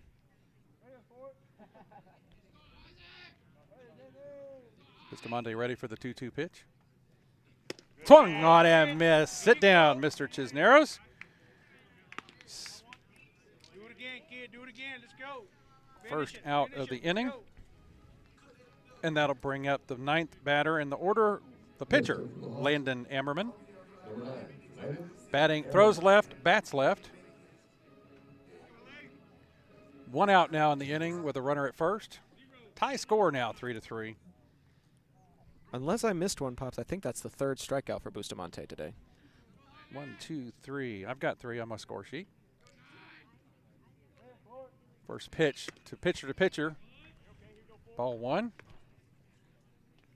Must have been a little bit outside with the left-handed batter in front of our vantage point. We're along the 3rd baseline, but have the camera positioned where you all can see the action, but we're not in the press box ourselves. The magic of technology, being able to wirelessly transmit a signal. That's going to straight up behind home plate. Axel's going to give a chase, but it's going to fall into foul territory over there along that 3rd baseline. 4 strike 1. 1 ball, 1 strike, 1 out here in the inning. 1 player at first base. Aces are wild right now. Left-handed batting Landon Ammerman, pitching a good ball game on his side of the field. Trying to help his cause here. Throw over to first base. Runner gets back in plenty of time. Does have to dive back in, does Maddox Webb. Tag applied by Cifuentes. Webb in plenty of time. Yeah, I like to call those courtesy tags. He does it just to be safe in case his hand doesn't touch. Throw home is called. Strike 2. 1 ball, 2 strikes on the pitcher. Yeah, Ammerman doesn't like that. He had a couple of things he was muttering to himself when he stepped outside of the batter's box there. Let's go, Danny. Get it right Mutter there. away. Bustamante ahead in the count here. The 1-2 pitch. Swung on and hit right at Cifuentes. Steps on the bag. The runner was going on the play and gets down to second base easily. 3 unassisted, though, and it'll bring up 2 outs. Takes us back to the top of the order. Axel Cooley stepping in. Alex. We're the ones that have the Axel. What did I say? Oh, I did. I wrote it, Axel. How about that? Man, I got to tell you, that erasable ink is fascinating. It's the best one. Do a little advertising here. Friction Clicker. Yeah, they don't sponsor us, but it's No. interesting. Friction by Pilot is the brand name. Cooley at bat. 2 outs in the inning. First pitch is a called strike. Bustamante seems to be finding the strike zone a little bit better this half inning. A couple of times contact has been made, but a couple of other times he's gotten the strike call in his favor. Bustamante early up in the count here. Takes a look back at second base runner. Throws home. Swung on and hit to shortstop. Shortstop fields it. Throws it across to Cifuentes for the out. Mason Hensley makes the play to end the inning. Not before Heath ties it back up again. Every time Arlington takes the lead, the Hawks have an answer. Let's see if the Colts have a counterpunch of their own as we get ready to go to the 5th inning. This is High School Baseball on Zap, presented by John Wade Roofing. If you're like me and need printed materials to get your brand out there to the community, then you need ICA Signs. Conveniently located in central Arlington, ICA features a wide selection of shirts, hats, banners, yard signs, acrylics, magnets for your car, magnets for your fridge, tumblers, A-frames, and more. Call ICA at 817-617-2229 for more information and tell them Zap sent you.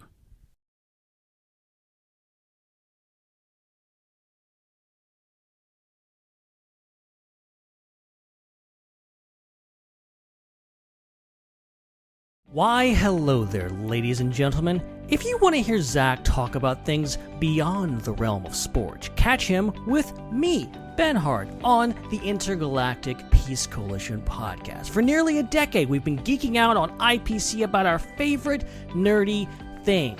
We have a back catalog of over 350 episodes diving into sci-fi and fantasy stories like no one else. Find the Intergalactic Peace Coalition at IPC Podcast. To the bottom of the top of the 5th inning here. Score all knotted up at 3 between Rockwall Heath and your Arlington Colts. Leading off the inning, Mason Hensley, London Prater on deck, Jeremiah Taylor in the hold. The 3, 4, 5 hitters for the Colts. First pitch from Ammerman is a ball to lead off the 5th inning here. That next pitch is called a strike. 1 ball, 1 strike on Mason Hensley. Hensley's flown to right field and gotten on base due to a fielder's choice. Gets a hold of this one up to right field. Right fielder is camping under it, and Maddox Webb makes the catch for the F9. And the first out of the inning. That'll bring up London Prater to the plate. Number 18, playing right field for the Colts today. London has struck out and gotten a base hit in his at-bats this afternoon in this second ball game. Jeremiah Taylor on deck for the Colts. First pitch from Ammerman at the knees for a called strike 1. It looked like Prater was backing away from that pitch, trying to get away from it, but the umpire felt like it caught that inside corner. Next pitch is swung on and hit straight to the shortstop. Cooley picks it up, long throw across the bases, and he overthrows his first baseman, Lewis. Prater will stick there at first base with a single. And I feel like he might have legged that one out anyways. That was a tough recovery over there at short for Cooley. I am going to give him a base hit on that. Yeah, I'm inclined to give him a base hit. If that one had gotten too far away and he makes it to second, then it's an error on the throw. Right. But I think he legged that out regardless. Well, and it was a tough play in the hole, too, for that shortstop. Brings up Jeremiah Taylor with a runner on base and 1 out. Taylor takes a look at that one high and outside for ball 1. Taylor drew a walk in his last at bat. Grounded out to third before that. Pops, we've been talking about different players' favorite foods. Uh-oh, what's Taylor's? You're never going to guess it. I was surprised when I saw it. Call strike. His favorite food, he says, is honey glazed salmon Alfredo. That's fancy. I don't think I've ever even heard of that, let alone had it. 1-1 pitch, low and outside. Good look there by Taylor. 2 balls and 1 strike. Oh, I heard an echo there. Home plate umpire. I don't know if you can pick that up on the ambient mic we have set up here. Maybe. The umpire was checking with me to make sure he was right. Swung on and fouled behind the plate there. Jeremiah Taylor, count runs to 2 balls and 2 strikes. 1 runner at first base, and Lyndon Prater on that strong hit deep to shortstop. Legged out and got to first base. 2-2 pitch. Swung on and hit to the outfield. Is he going to make it? It's in the gap between center, going all the way to the wall. Prater's rolling around second, going to third. He's coming around third. Womack sending him home. Taylor's going to third, diving in. Prater plates the lead run.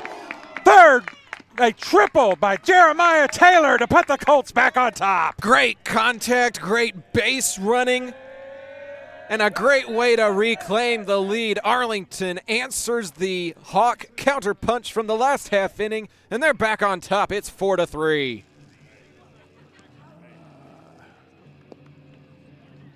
Looks like we got a little visit out to the mound by the Heath coach here. I'm going to move that runner off of first and back over to third, clear the count, and we'll be ready once the coach has finished talking to his player for Axel Alvarado coming up to the plate. It looks like Ammerman's day is done. That signal from the coach is a sign of a pitching change. And the next time you need signs, banners, printed shirts, or other print materials, Ika Signs is the local printer to call. 817-617-2229 is the number. Tell them Zap sent you. We'll let you know who the new pitcher is right after this. Why, hello there, ladies and gentlemen. If you want to hear Zach talk about things beyond the realm of sport, catch him with me, Ben Hart, on the Intergalactic Peace Coalition podcast. New episodes drop monthly featuring news, reviews, discussions, and tangents on all our favorite franchises, including Marvel, DC, Star Trek, Star Wars, Stranger Things, Harry Potter, Jurassic Park, Dune, Godzilla, Firefly, Pixar, Doctor Who, Indiana Jones, The Last of Us, James Bond, House of the Dragon, Ghostbusters. I think you get the picture. Find the Intergalactic Peace Coalition at ipcpodcast.podbean.com or download via your favorite podcast app.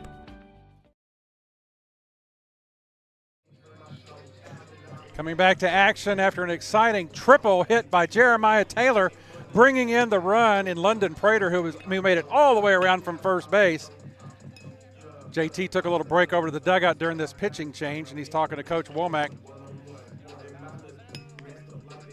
With JT plating Lyndon Prater on that, the Colts take the lead 4-3 here in the top of the 5th inning and still have a runner in third base with only 1 out in this inning.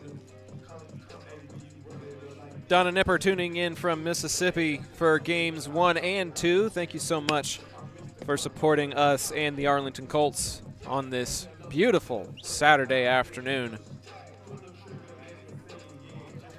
There's a new young man on the mound for the Hawks. Looks like number 8. Put my phone away. He's fixing to say who it is. No, I think they already announced it. We were too busy celebrating. We were celebrating. Axel Alvarado will be the first one coming to bat here after this break as the catcher. Parker goes out to talk to the new pitcher. Number 8 is Tyson Barkley. Did you hear the defensive changes, Pops? I did not. I was writing down Barkley's name. So Barkley's the new pitcher, but I believe Ladisau moved to left field and Ammerman by went to center. Alvarado, back to the pitcher, goes over to the first base. Taylor scores, Wow. That was perfectly laid down. Colts take another run lead here, as an insurance run here, as Taylor comes home from third base. That would be scored a 1-3 out for the second out of the inning, and that'll bring up Noah Cifuentes, who had a great hit early in the ball game. Yeah, so Gordon was being DH for in left field. Lattisow moves to left. And Ammerman moves to center.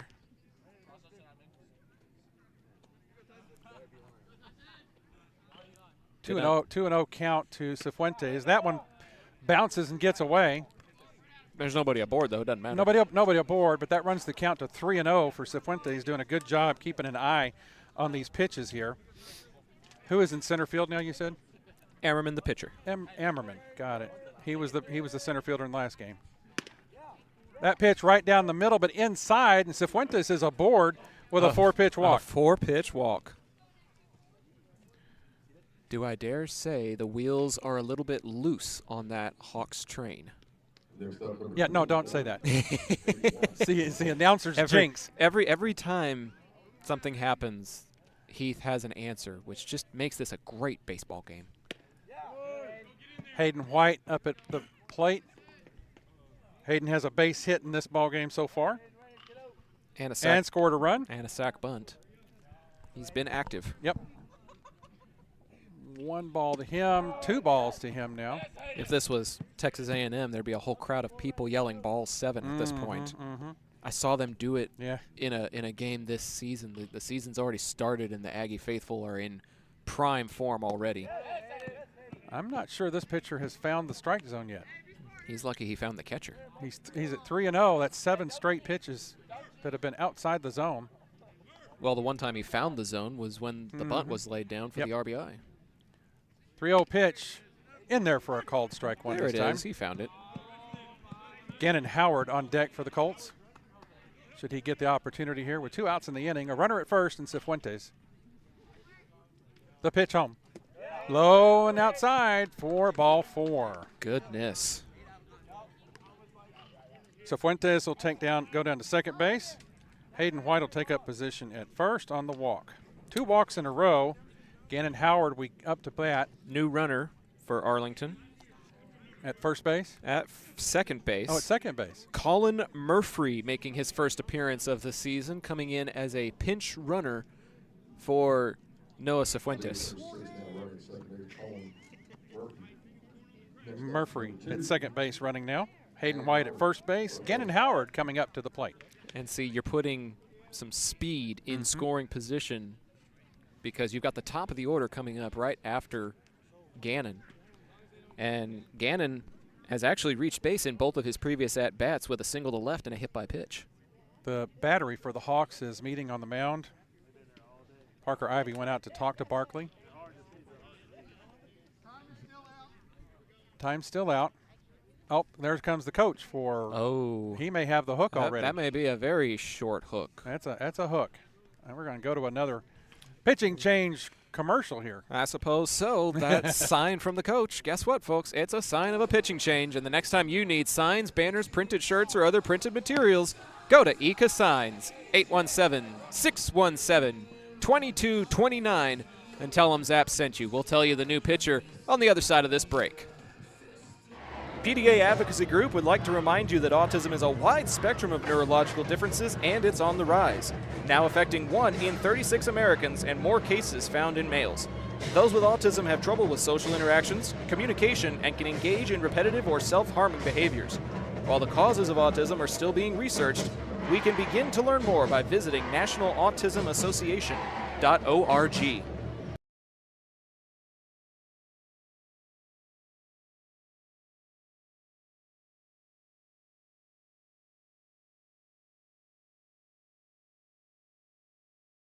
This broadcast is the intellectual property of Zach Arnold Productions. Any use of their multimedia, including audio, video, images, and other content, may not be repurposed without prior express consent of Zach Arnold Productions. We thank you for your cooperation and for tuning in to tonight's broadcast.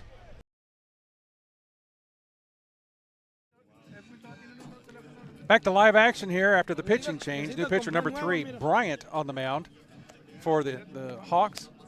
Kyle Bryant, number 3. Colts have plated a couple of runs here in the inning. The score is Arlington 5, Heath 3. We've got 2 runners on the base pass, but 2 outs right now. Yeah, Tyson Barkley had a tough time finding the strike zone, giving up a couple of walks after the sack bunt RBI. He faced 3 batters, got 1 out, but in that out gave up a run. So we'll see what number 3, Kyle Bryant, the right-hander, is capable of as he faces Gannon Howard, and then if he should find a way aboard, top of the order in Bustamante coming up after him. 2-run advantage here in the 5th inning. Colt uniforms are looking pretty cool so far this year. Bustamante's got a number 4 right in the middle of the back of his helmet. He's got an American flag sticker on the right side and a Mexican flag sticker on the left side. It actually looks pretty sharp. It's very sharp. It's a very clean look and a great nod to your culture and your heritage. Yep, I like it. I like it. Number 9 hitter, Gannon Howard, steps in with runners on base. New pitcher, Barkley's first delivery. Catches the outside corner for strike number 1. This is Bryant, actually, Pops. Barkley is the one he subbed in for. Mr. Bryant. I've got it written correctly. I just catch up. We barely saw Barkley long enough. We wanted to say his name a couple more times. Yeah, give him some nods. Bryant comes home. Swung on and hit down to third base. Trots over to the bag and gets the force out, does Bulin, and the Hawks are out of the inning. So that's a 5 unassisted? 5.5 is what I'm going to put for third out. So that's a 5 unassisted fielder's choice to end the inning. But not before the Colts get a couple more runs and take a 5-3 advantage. We're headed to the bottom of the 5th here in Rockwall, Texas. Hit that share button. We've got a fun couple of innings ahead here with High School Baseball on Zap, presented by John Wade Roofing. Las albercas en Texas necesitan servicios durante todo el año.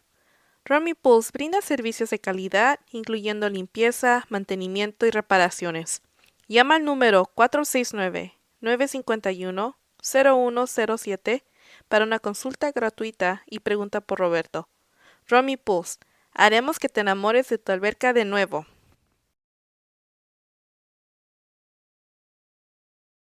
John Wade Roofing is celebrating 40 years serving the Arlington area. John Sr. played for Colt football and was the team MVP in '76. He went on to play for TCU, earning all conference honors. The family has a Colt legacy that spans generations and wants to help your family's roofing needs, plus gutters, painting, solar, and more.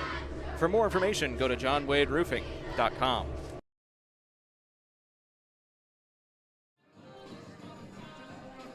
Welcome back, fans. Your Colts have a lead heading into the bottom of the 5th inning.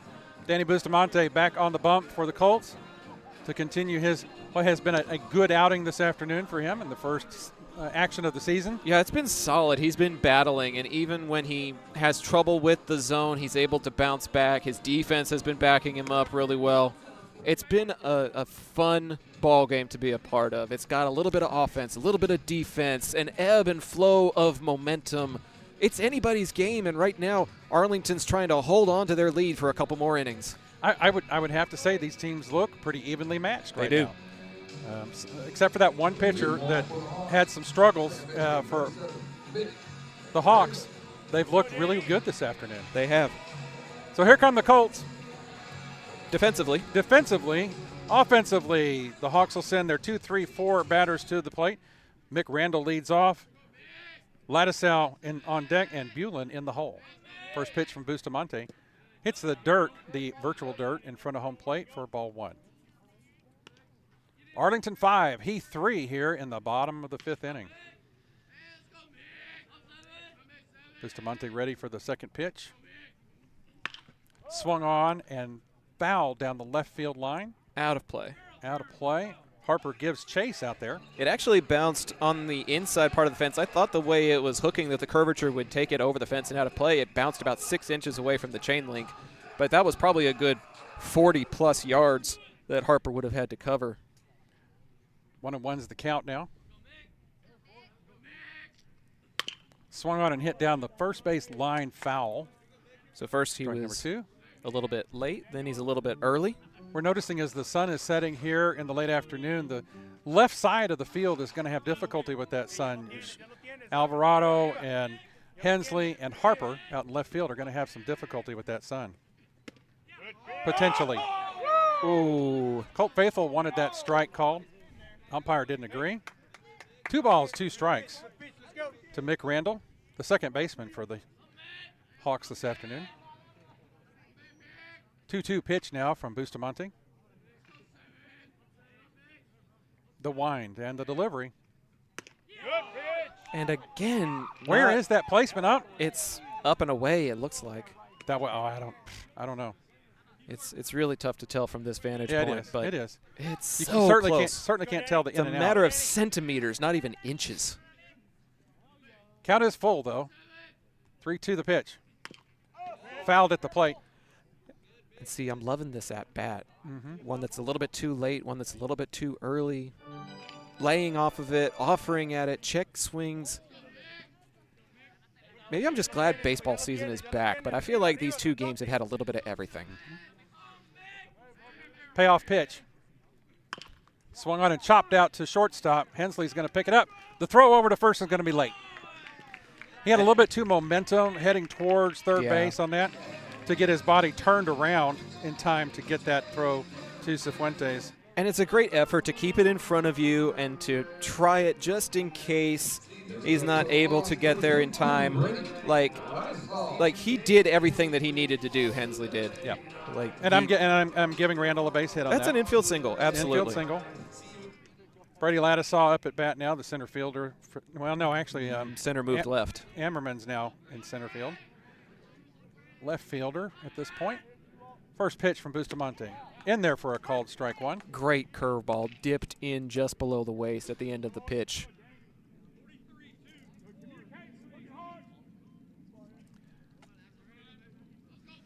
Runner at first base. Bustamante throws over there. Runner gets back standing. Cifuentes gives him the courtesy tag. I think Bustamante. Randall was shading a little further away from the base, though.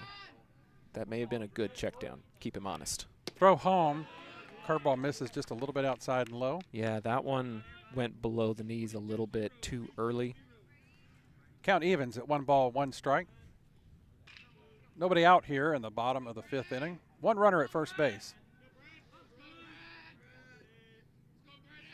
The delivery. Swung on and missed. 1 Great ball, timing. 2 strikes. Great timing on that pitch. Danny calls for time on the mound to tie his shoes. Don't want to trip over a shoelace with a 1-2 count. That would be the worst way to get called for a balk. Exactly. All right. Takes a look over at first base. Comes set and goes to first. Got him! Oh, the umpire says no. He got back in time. Cifuentes doesn't think so at first. That was a quick The fans movement. don't think so. Cifuentes' arm. He had great movement on that catch. He was catching and swinging his tag at the same time. Yeah, good move. That was Very a good move. Bang, bang play. A lot closer than it should have been, which hopefully will keep the runner honest. 1-2 delivery. Fouled at the plate, back to the netting and behind the plate. Count remains 1 ball and 2 strikes. That shade from the press box is starting to creep into the batter's circle at home plate. So hopefully Could you all play are a little- still able to see all of the action in spite of the late afternoon shading. 1-2 pitch, swung on and Oh. looped down the left field line. It's going to go out of play. Oh, that off speed was hanging though. Mhm. If there was just a little bit, I think it was earlier on the swing when when it goes He got away, early. then Ladisaw eyes got real big Yeah. and swung hard a little bit early. Count stays 1-2 here. Ladisaw really battling between a couple of close throws over to first base and the pitch is home. 1-2 pitch fouled away and out behind the plate. man, I hope Heath doesn't run out of balls. Yeah. How many fouls have gone out of play in this at-bat alone? Have you ever watched a video about what it takes to make a baseball? I have. It's amazing. And I've seen the time lapse. It's fascinating Yeah. that you can get them for only like, what, $5? Yes. Well, it's It's a little bit more now, isn't it? no, it's this. the production, the out of country production. That ball gets away at second base. Runner took off and got a steal. Yeah, that's just a straight steal. Hensley with good recovering on the backside, though, preventing it from getting any further into the outfield. Ball So two at the plate. Randall down to second base on the steal. Ladisaw takes ball 2. Count evens at 2-2. As the NASCAR races by behind us here. See, we've been to a NASCAR race. Yeah, we have. We've heard the cars and the trucks drive past. Thanks to our buddy Armando Darcole introducing us to the sport. I don't know, is it a sport or is it an activity? Oh, it definitely requires some athletic prowess. Okay. Next pitch is outside. Alvarado really had to dive to his right to corral that one and keep the runner at second base. I know we make fun sometimes about it's just turning left, but you're turning left with huge G-forces and incredible velocities with a big crowded area that you're trying not to hit anybody else with. Well, that's what I've joked about it. I mean, if I can turn left, it's not a sport. If I can turn left 4 times. You're turning left at several G-forces, like faster than any roller coaster you've been on. So yeah, I would classify it as a sport because they don't have power steering either. You're manually making those left turns. Payoff pitch in the dirt. Puts Ladisaw on base with a walk. That puts runners at first and second base now. And this is Coach Womack. This is not Coach Krosno. We got the hook, huh? We'll see if this is the hook, but generally it is when Womack comes out. Bustamante is at 82 pitches. He has been battling for this 5 innings plus, and he may have just hit his pitch count limit is all that it is. Yeah. So we'll see what happens here. So far, there hasn't been a change. Has there been a change? Yeah, there it is. So there's a couple of switches. It looks like Abe Alvarado and Bustamante will be subbing out. And we'll let you know about all the changes when we come back from this break. Pitching change is a sign of things shaking up. And the next time you need signs, banners, printed shirts, or other print materials, call Ika Signs at 817-617-2229. We'll be right back. Hey, this is John Wade Jr., Colt Football 97, class of 98. And the next time you have a roofing issue, be sure and call Arlington's favorite roofer, John Wade Roofing. Look us up on the internet at johnwaderoofing.com.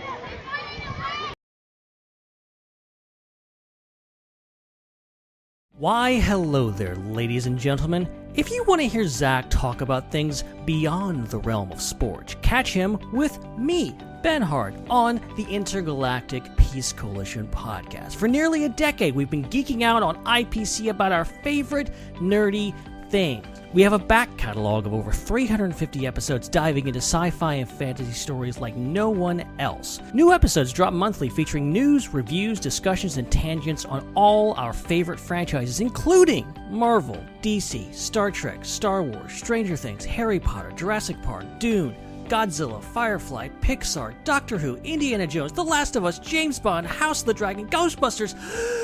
I think you get the picture. Find the Intergalactic Peace Coalition at ipcpodcast.podbean.com or download via your favorite podcast app.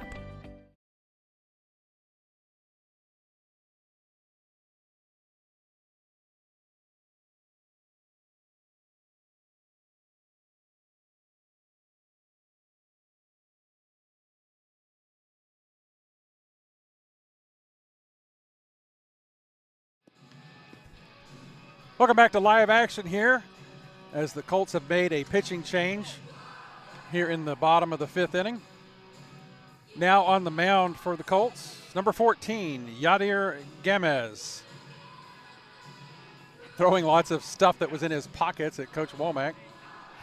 I guess he wasn't expecting to come in just yet. Other defensive changes here.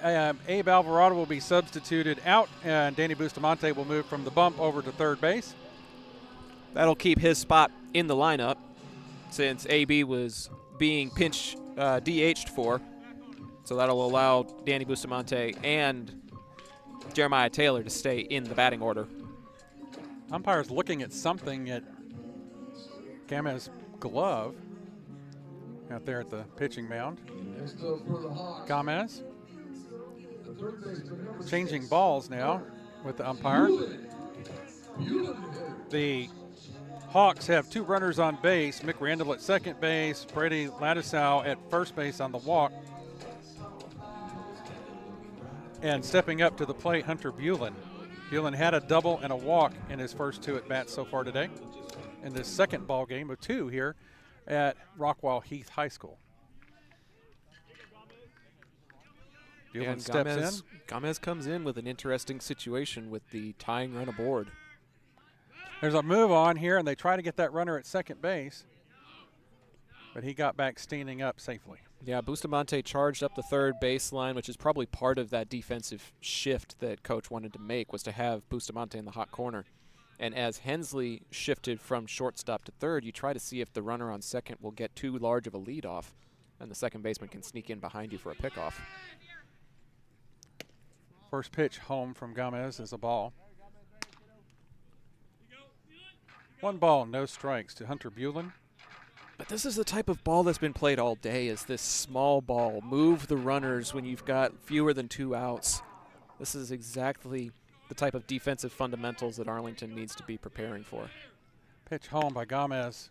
A little bit outside for ball 2. Well, let's see, they shifted the defensive alignment this time. They kept Hensley closer to second base, and Gomez tried to cover his own potential bunt attempt by chasing himself off the mound. Chasing himself? Taking himself. 2-0 pitch is swung on and hit to center field. It's going to drop in the gap and go right to Harper, but the runner's going to come around third. Mick Randall's going to plate. Just one. Just 1 run on that. Just Home one. run. Makes the score Arlington 5, Heath 4. Runners remain the same on the base paths. Runner at first and second base. RBI single. Number 45, Preston Lewis. That'll bring up Preston Lewis, who's been holding down first base in both games this afternoon. That was Randall with the score. Randall scored from second. Ladisau to second now. Correct. Lewis has flied out both times at bat in this game. Did he square up there? No, no, it was low and at his feet. Oh, okay. And he kind of ducking away from it for ball 1. Okay. 1 ball, no strikes, 2 runners on, nobody out in the inning so far. Gomez in a tough situation here. Time was called before the pitch. Always good practice to go ahead and follow through with the pitch. Yeah, you don't want to hurt your arm by what would you call it? An interruption. Like an in interruption? your motion. Yeah. Herky-jerky interruption in the motion could hurt the arm. That hurts the muscles more than it helps it. So still a 1-0 pitch. And the first pitch, the first strike that we've seen from Gomez. Other than that one that was hit to the outfield, was probably in that zone. It was probably a strike, yeah. First called strike. 1 ball, 1 strike to the batter, Lewis. Gomez looking for the sign, shakes one off, likes the one he got just now from Axel, and the pitch home. Swung on, big swing, but a miss by Lewis, and the count goes to 1 ball and 2 strikes. A little bit of a jam here for Gomez, trying to get his way out of it, looking for that elusive first out of the inning. Gomez takes a look at second base, comes set, and comes home. Swung on and hit to the right field side, but it's going to be foul. Yeah, that was a good eye there by Cifuentes. He watched the trajectory and pointed out of play so that Prater would lay off of it. And it'll stay a ball and 2 strikes here. Gomez takes a little trip around the mound, comes back, toes the rubber. Comes set, looking at that runner at second, and comes home. Swung on and missed. First strikeout for Yadier Gomez, and the first out of the inning. That'll bring up Parker Ivy, playing the catcher position in this ball game. Parker struck out and got a single his last at bat. Big first out, because now the double play is in effect, and you can potentially end the inning with it like the Colts did in game 1. Big double play turned in that first ball game. Got them out of a bases loaded jam. Pops, it's officially a final from Cleburne, Texas. Bowie 5, Trimble Tech 1. The Volunteers are 2-0 on the day. Good job. First pitch was low for ball 1. Now there's 1 out in the inning, till 2 runners on the base paths. Ladisow at second, Bulin at first. The pitch home. Swung on and hit to the shortstop. Throws to the umpire said, what is going on? He said, called him out. Just a force out at second from Hensley to White. And that gets the second out of the inning. We'll get the 6-4. We'll take it. I thought the umpire was stopping play for some reason, but it just looked like White had a little trouble getting the ball out of his glove to turn it. Runners at the corners now as Ladisow moves over to third for the Hawks.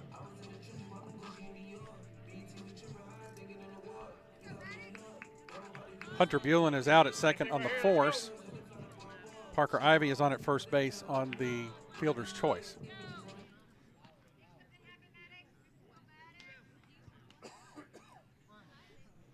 That'll bring up the next batter in the order, Maddox Webb, the right fielder. First pitch from Gomez is a called strike one. Good off-speed pitch, dropping that curveball in at the knees. 2 outs in the inning now. Runners at the corners for the Hawks. But Gomez now has 2 outs to work with and gets ahead in the count here, 0-1. Maddox Webb struck out and got on due to an error in the last at bat. Hit a long hit to left field. It's high in the air. Harper circling under it, and it's going to go off the wall. Tying run plates. And here another comes runner the lead coming around third because the ball got away from Harper, and he was not able to chase it down in time. So 2 runs are plated there by the home team, and they take the lead back. That was a long, high, arcing hit for the triple by Maddox Webb. And like I said, the sun may have had a play in that. Very well could because have. Harper could have lost that ball. He got to it, but then it went right past his glove and hit the base of the wall right by the Philadelphia Phillies sign out there. And like you were saying earlier, Heath always seems to find a way to come back. There's a punch, and then there's a counter punch, and then there's another counter punch. Not even a 2-run lead is safe in this game. It's 6-5. Yep. So runner at third base now with the triple from Maddox Webb. And the first pitch to Isaac Cisneros is a ball.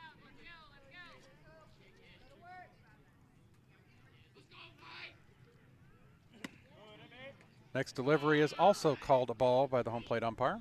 2 balls, no strikes, 2 outs, runner at third.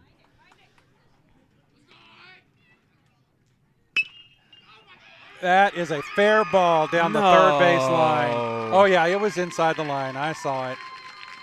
Plates another run.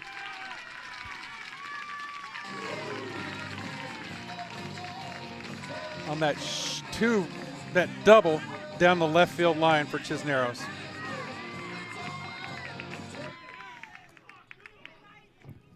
Seven to 5 your score now. And it looks like Womack may have seen enough. No, he'll stay in there. It looked like he was about to call time and come out there, but this is Gomez's final. This is his. Nope. No, there he goes. Just as I'm ready to make that call, he decides to bamboozle me a little bit. Meeting on the mound, most likely going to be leading to a pitching change. Yeah, that appearance by Coach Womack is a sign of a potential pitching change. There's going to be a batting change as well. So we'll try to keep you apprised of all the changes when we come back from the pitching change break. They are presented by our friends at Ika Signs.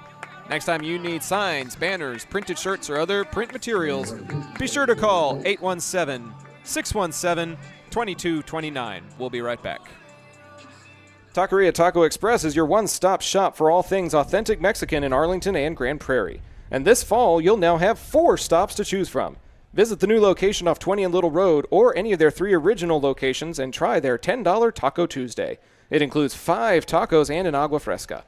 They also feature new birria items plus tortas, gorditas, and more. Find out just how much more by visiting taqueriatacoexpress.com.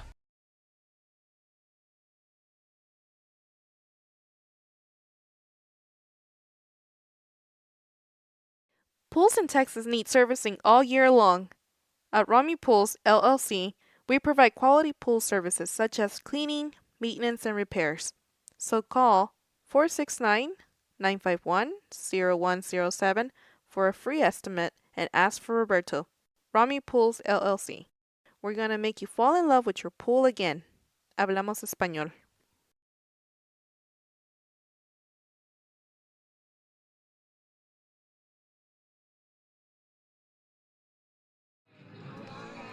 Coming back to live action here as Heath has put 4 runs on the board.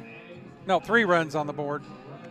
No. To take a 7-5 lead here. No, it was 5-3. 5-3. They did put 4 runs on the board here in this bottom of the 5th inning.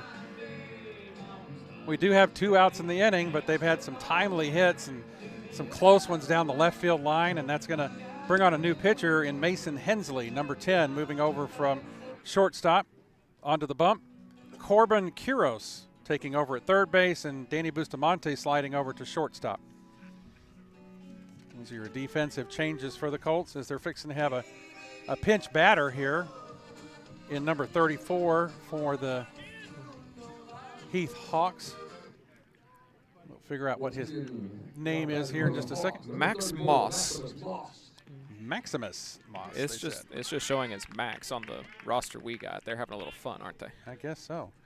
Max Moss steps in the number 9 hole. Maximus. Maximus. Runners at first and runners at second base only right now.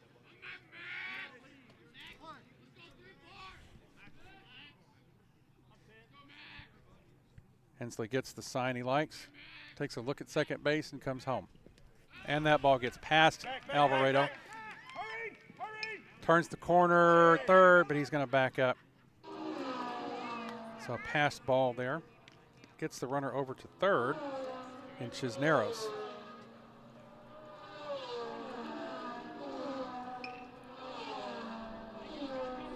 One and 0 count on the batter, Moss. As everybody gets the ball back where it needs to be and gets reset here. Hensley comes set. Swung on and missed. That's a home run cut. Just couldn't connect on. Count goes even, 1-1.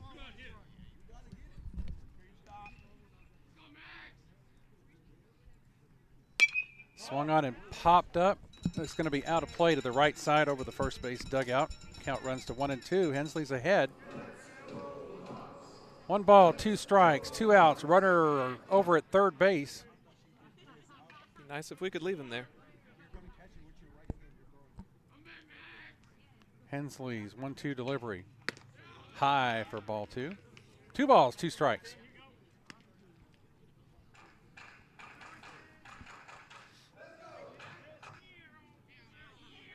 Hensley gets the sign he likes. The 2-2 pitch.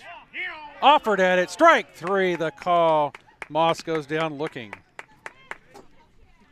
So the backwards K will finally end the inning, but not before Heath goes from being down 2 to now being up 2. 7-5 your score as we head to the 6th inning. Strap in, folks. We've got a good final couple of innings in Rockwall, Texas. You're watching High School Baseball on Zap, presented by John Wade Roofing. Hey Arlington residents, if you're like me and tired of rising insurance rates, then it's time to make the switch to Chapman Cornelius Insurance Services. Since 1984, they've been your trusted local insurance experts, offering competitive quotes for all your needs. Auto, homeowners, umbrella, renters, boats, and even classic cars. Why settle for less when you can get the best? Compare coverages today and see how much you can save by visiting chapman-cornelius.com. Chapman Cornelius, your local insurance partner since 1984. Taquería Taco Express es la taquería oficial de Zach Arnold Productions. Extraordinaria y auténtica comida mexicana. Aquí encontrarás el mejor menú para el paladar más exigente. Puedes visitarlos en una de sus 3 sucursales ubicadas en Arlington y en Grand Prairie. No te pierdas de su grandioso especial todos los martes, Taco Tuesday, de 5 tacos y un agua fresca por solo $10. Para encontrarnos o hacer un pedido, visítalos a su página web taqueriatacoexpress.com.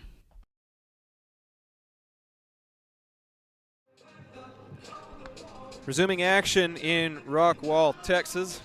Eminem's radio edit of Not Afraid playing in the background. Neither one of these teams have played with very much fear in this series. A narrow 2-1 defensive battle and a lot more offense that has taken place with 12 combined runs. Every time somebody takes the lead, somebody else ties it back up or takes the lead themselves. Right now, it's the Heath Hawks in front by a score of 7-5, but it is the top of the order for Arlington here in the top of the 6th. Bustamante leading things off. Now moving from pitcher to third base to shortstop. He is 1 for 3 on the afternoon.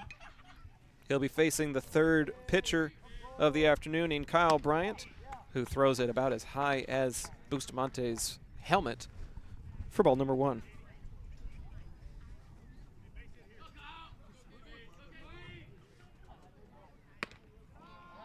He'll take a look at ball number 2. That one pretty close to the lettering, but must have been just above it.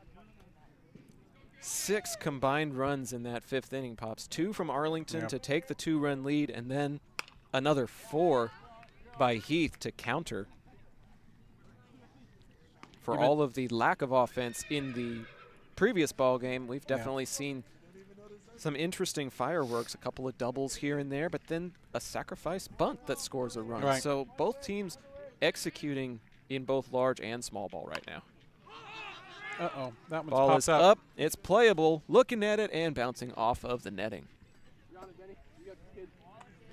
Ivy did not take his helmet off and tried to track that down with a grill in his face. I'm wondering just how effective that would have been if it hadn't made contact with the net. Would he still have been able to track that down? Usually you'll see a catcher take his headgear off. That ball stayed in the park over there at the corner of the wall where all the mamas are sitting, and then they play a cow sound. I don't know about that. I don't know how to feel about that. Kind of an insult to those mamas over there. Swing and a miss from Bustamante. Can't connect, and he's down on strikes. One away for Sam Harper here in the top of the 6th. Next up, number 17, Sam Harper.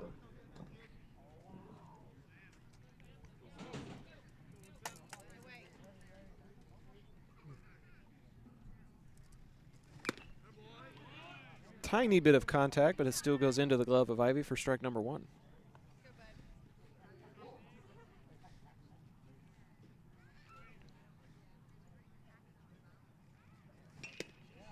Low and away. Good eye there by Harper. Also 1 for 3 on the day. Got a double to left field. But most recently struck out as he takes a look at ball number 2.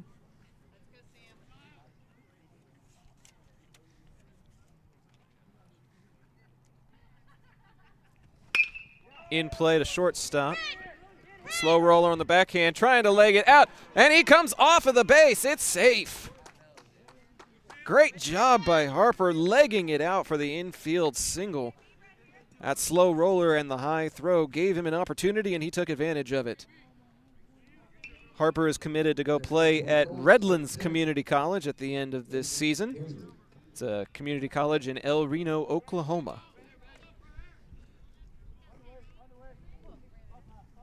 Hensley is also one of the Arlington High baseball collegiate commits.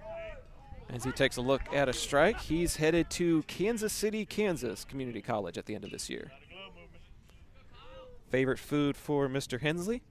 The hamburger. Oh, there's so many varieties of hamburgers, though. I know. Certainly not This just one's the hamburger. up, and it's playable in the infield. Shortstop camping underneath it as Cooley makes the F6.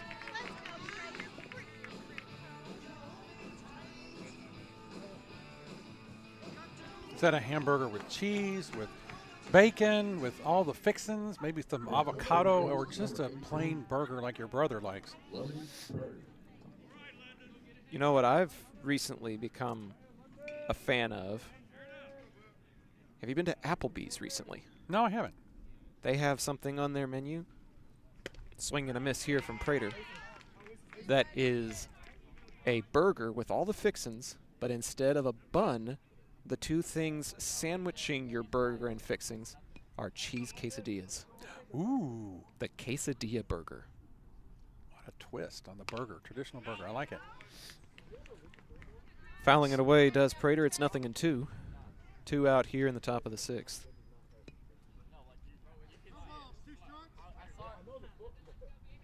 Yeah, that's one of my personal favorites. I'm just now starting to have burgers again. Yeah. That's a ball barely on the outside. Those mamas you were talking about were hoping that that would be a called strike 3. Unfortunately not. Now the catcher, Ivy, held it there, framed it well, but the umpire was like, no. Hoping for it. Didn't get it. And they tell the teammates in the dugout, tell Bryant to step off of the mound there. Looked like the runner might be off and going. Harper there at first. And it doesn't matter. matter. He dropped it. He dropped it. It doesn't matter. Prater didn't notice, and he didn't bother taking off running. He is retired on strikes. And we're headed to the bottom of the 6th inning. Yadi Pagan in the chat suggesting a patty melt with easy creamy pepper sauce. I think I'll go heavy on it just because I've missed patty melts so much. We'll be back for the bottom of the 6th with more high school baseball on Zap presented by John Wade Roofing right after this. Local Legends Figures immortalizes your athlete's achievements for a lifetime. Featuring 6-inch figures with poses in football, baseball, band, hockey, even lacrosse. Local Legends makes every effort to show their likeness down to every possible uniform detail.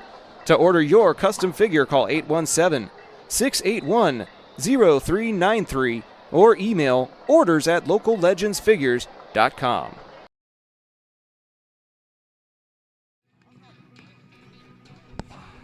Mason Hensley returns to the bump for the Arlington defense, hoping to keep the score what it is so that the Colts can try to mount a rally.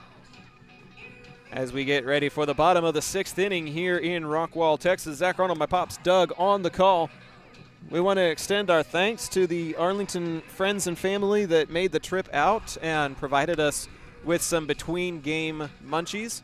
A couple of oranges, a couple of bananas, a couple of tamales.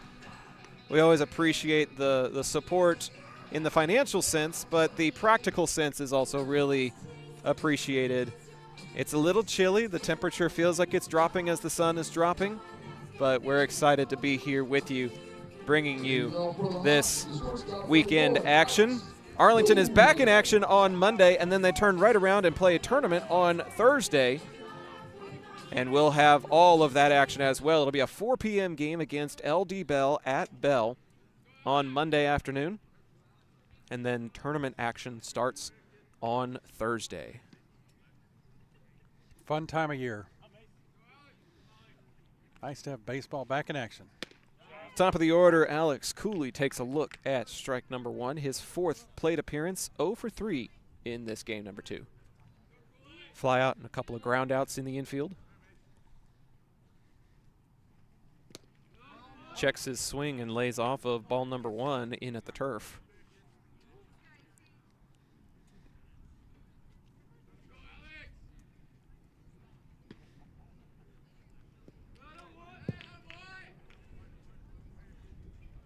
Pops, if you had to pick, what would be your go-to burger at Whataburger? Yadi's saying patty melt.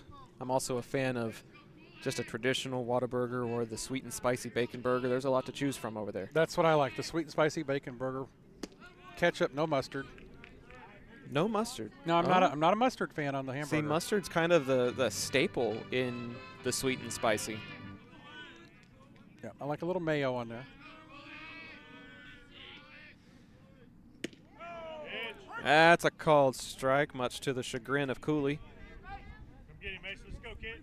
Mason battling back here to even the count, get a full count, 3-2. Payoff pitch. In play, up, headed for shallow right field, carrying a little bit in the wind, but Prater will make the catch for the F9. That ball high up in the jet stream on that one. Prater circling under it, zeroing in and making the catch for the first out of the inning. New batter coming in place of Mick Randall. Number 28, Nick Dio. D-E-Y-O-E, Dio. Coming in for number 7, Mick Randall.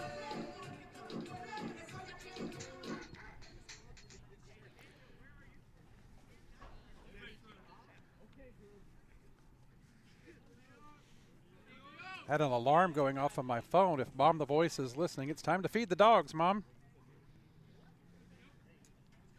Of course, they'll let her know, too. I was about to say, I'm sure the dogs are over there letting her know. They've been staring at her for the last 3 minutes because they have an internal clock. They've got this clock that knows when that time of day comes around. In at the knees for strike one, looking to Dio.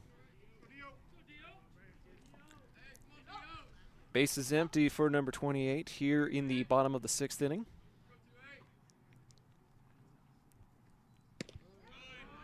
Breaking ball breaks too far outside. My friend Yachty in the chat says, back home in Puerto Rico, we have mayo chup, and it tastes a little bit like cane sauce. Oh, that sounds good. See, Raising Like Cane's like actually spicy. sounds kind of good right about now. In play between the middle infielders into shallow center. Dio gets the pinch hit, base hit, right back up the middle.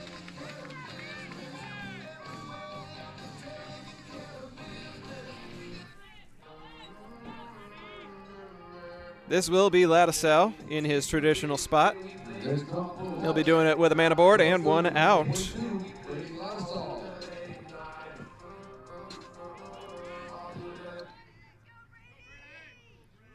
Gotta admire the young men that are willing to not put any sleeves on underneath their jerseys. Lattisow among them. Bouncer gets away from the catcher and headed for second base is Dio. He's rounding second. They're thinking about third, and he'll stay put.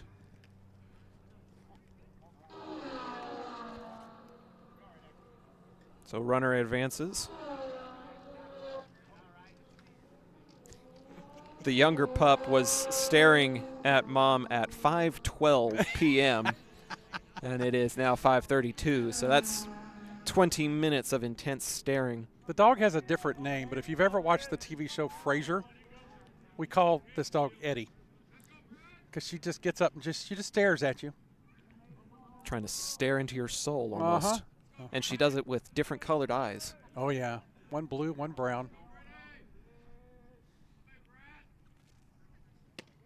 That one finds the zone. Nice placement there by Hensley. Ball and a strike. Bottom of the 6th, one out. Bustamante sends some signals in from shortstop.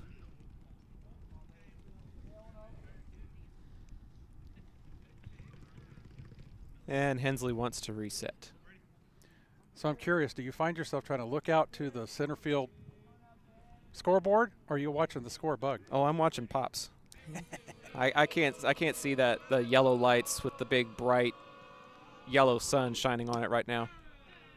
Fastball's too low, backhanded cleanly by Alvarado though. The producer likes the new score bug. I hope the fans like it.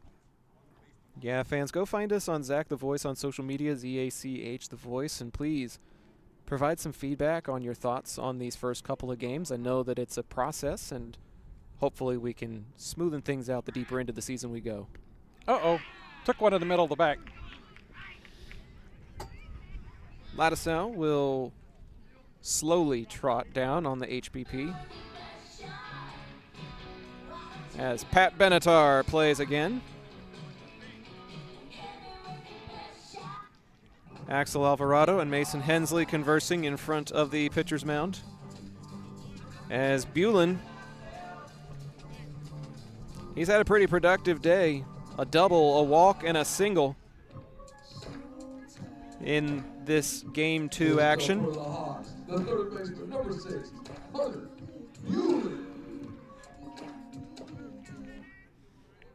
Fans, we also encourage you to subscribe to the YouTube page so that you can get alerts for when these games go live. Low and in the metaphorical turf, but again, backhanded well by Alvarado.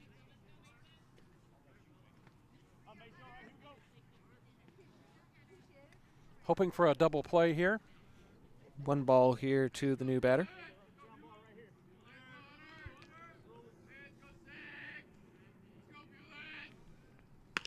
Bulin fouls that one out of play.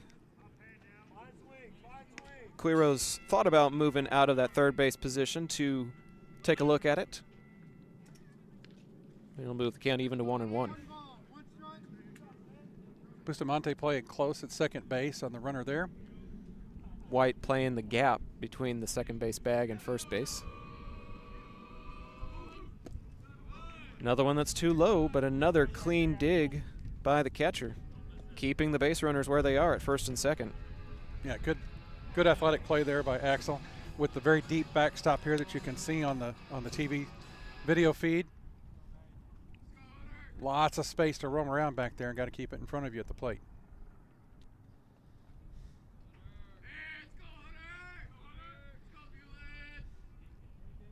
Hensley looks a couple of times, and he's trying that slider, and I think he's just releasing it too low, Pops. It's going to the same place every time, and it's going below the knees before the strike can be called, and Bulin's not offering at it.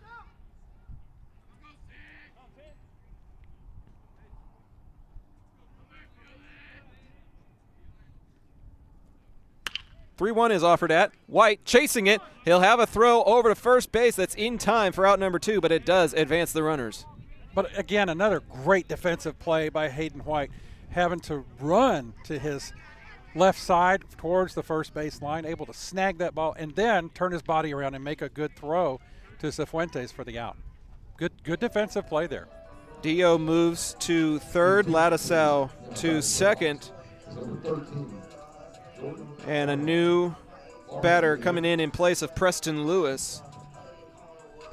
I heard a 13, is that correct? 13 is Jordan Barham, B-A-R-H-A-M, Jordan Barham.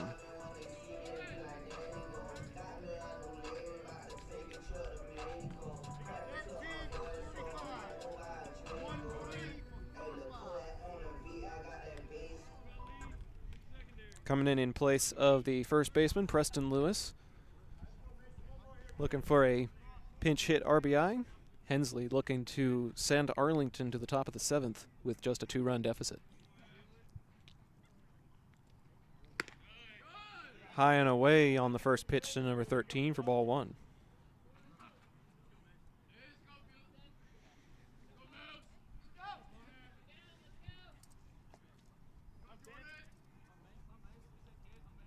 Couple of Hawks in scoring position. That one's too low, but cleanly dug by Alvarado. A little overcompensation there by Hensley. First too high, then going a little too low.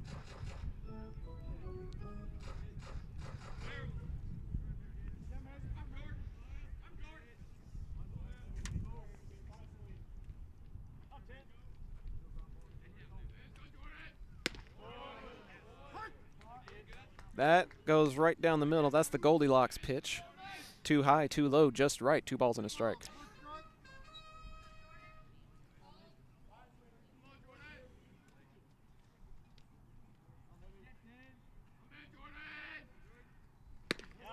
And hits the zone again to even it up at 2-2. A couple of nice pitches in a row there by Mr. Hensley.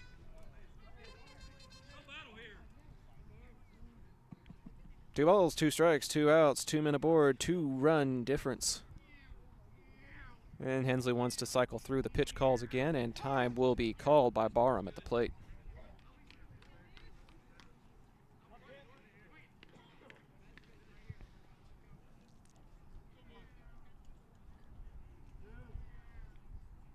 The 2-2. And that one finds the corner of the strike zone. Hensley gets out of the jam.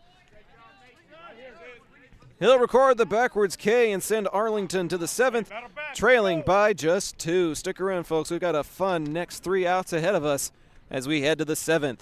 This is High School Baseball on Zap, presented by John Wade Roofing. We'll be right back. A-frames that bring their A game. The next time you need to get your brand out to the community, go with the printers who are in your community, Ika Signs. With everything from wall signs to banners, printed tees to hats, Ika can even do same-day rush orders on select products. Visit ikasigns.com/shop to see their full list. That's ikasigns.com/shop. Ika Signs, a partner of Zach Arnold Productions.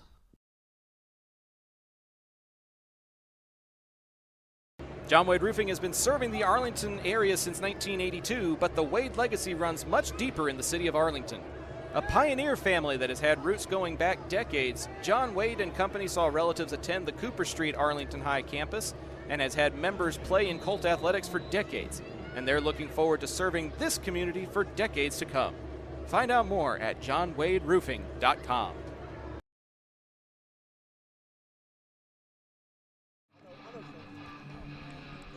To the 7th inning we go. It's been a fun afternoon of baseball. A 2-1 final score in game number 1.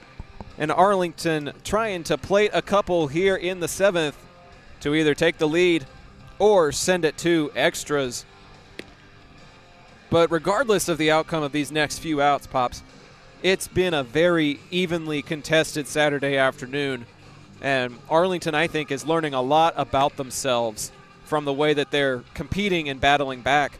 But if there was anything to look at, it would probably be finishing what you started. You know, you were talking about how the Heath Hawks had a good season last year, 34 wins. And for Coach Womack to schedule a difficult ball club like this gets your team ready for the play that you want them to have the rest of the year. You could schedule a cream puff and get a 30-point win. Sure. But you don't want that for your ball club as you're tuning up for a difficult district season ahead. Taylor swings at the first pitch he sees from Kyle Bryant. And he'll swing at the second pitch he sees. Quickly behind 0-2. He did have that triple in the RBI and a run scored during his last sequence at the plate. So doing his part as a designated hitter here today. And he'll take a look at a ball high here to bring the count to 1-2. Axel Alvarado, the catcher, is on deck. Cifuentes should be in the hole. And he'll get rung up for a called strike 3. He does not like that call, but he will be the first victim of this 7th inning. Cifuentes comes out into the on-deck circle as Axel Alvarado comes in. Good leadership by Taylor as he comes back, talking to Cifuentes about how the pitcher's pitching, how the umpire's calling, just giving his teammates some tips. Hopefully it pays dividends as Axel takes a look at strike number 1 from Bryant here.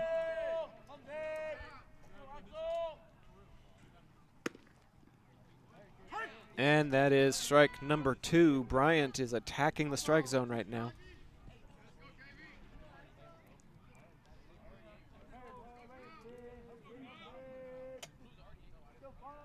The 0-2. A little bit high, maybe a little bit outside. It's a ball that Axel does not chase at.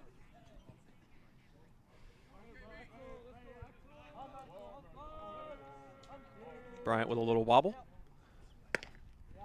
And again, a little bit high, a little bit outside, and again, Axel lays off of it.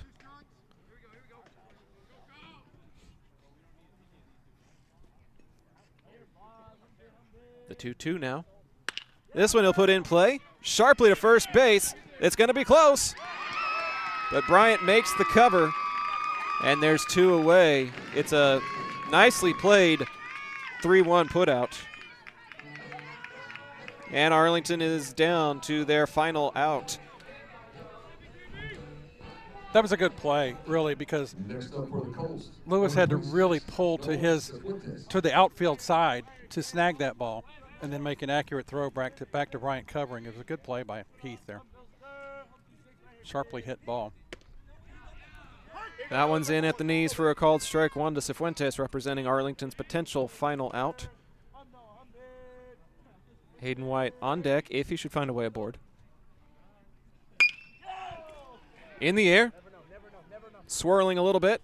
Underneath it is Ammerman, and the young man who started the game on the mound ends the game in the top of the 7th with the F9. Final score in this one, Heath with a 4-run rally to reclaim the lead late in the ball game, and they defeat Arlington again in a tightly contested contest. Final in this one, 7-5 in favor of the Hawks. We'll go ahead and get ready for the post-game show presented by our friends at John Wade Roofing, Arlington's favorite roofer since 1982. Zach Arnold and my pops Doug on the call for this Saturday non-district action that replaces tournament competition, but it was still solid competition nonetheless, Pops. 2 really fun games to play and be on the call for. Yeah, it was well played. Lots of great defense, some good offense in this game. It was an impressive outing for the first time the Colts get to play some live ball. I know they've had some scrimmages, but to get the season kicked off in a tournament-style fashion right now, I think they performed well. There's a lot of bright spots, but also some things to work on, which is exactly what you're looking for in this early part of the season.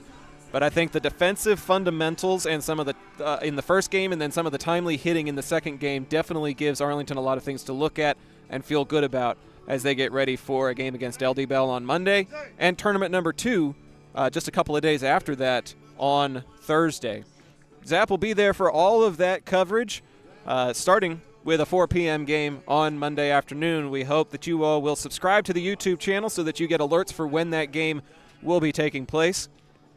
But I'm very impressed with how this team looks and their chemistry, and I feel good that you can stay in it with a team like Heath, who had, I think, 7 or 8 players returning from last year's 30-plus win squad, and to have them within a run or 2 runs, have the lead on them in the 5th inning. There's a lot of really solid takeaways from how this Arlington team performed and what they can improve on going into next week.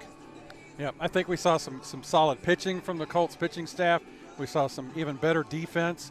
We saw some great plays by Jeremiah Taylor on both sides of the ball. Yeah. I mean, nailing a runner at second base. The play at and the then plate. and then a triple. And the triple. I mean, just some really good play this afternoon. Made it very exciting. It was. Throughout the course of the afternoon. We had a lot of fun calling it. We hope you had a lot of fun tuning in. Special thanks to our friends at John Wade Roofing for being our title partners and post-game presenters again this year. John Sr. played for Arlington High and was the team MVP in '76. He also played for TCU and UTA football, earning all conference and conference champion honors. After a brief stint with the Houston Oilers, he started roofing in '82 and never looked back. His family and his business now has a legacy in the community that is equal to his legacy that he built on the gridiron, and they've been at it for over 40 years. So the next time you have roofing needs, gutters, painting, solar, soffit repair, or more, just call the family that does more at 817-265-5520. But I think that's going to do it for us here in Rockwall, Texas. We've got a pretty big cleanup project ahead of us, so we'll go ahead and sign off for the evening, but we hope to see you all again on Monday. For my pops Doug, I'm Zach Arnold, thanking you for supporting local businesses and local broadcasting by tuning in to today's 2 games. We'll see you on Monday for the Colts and the Raiders.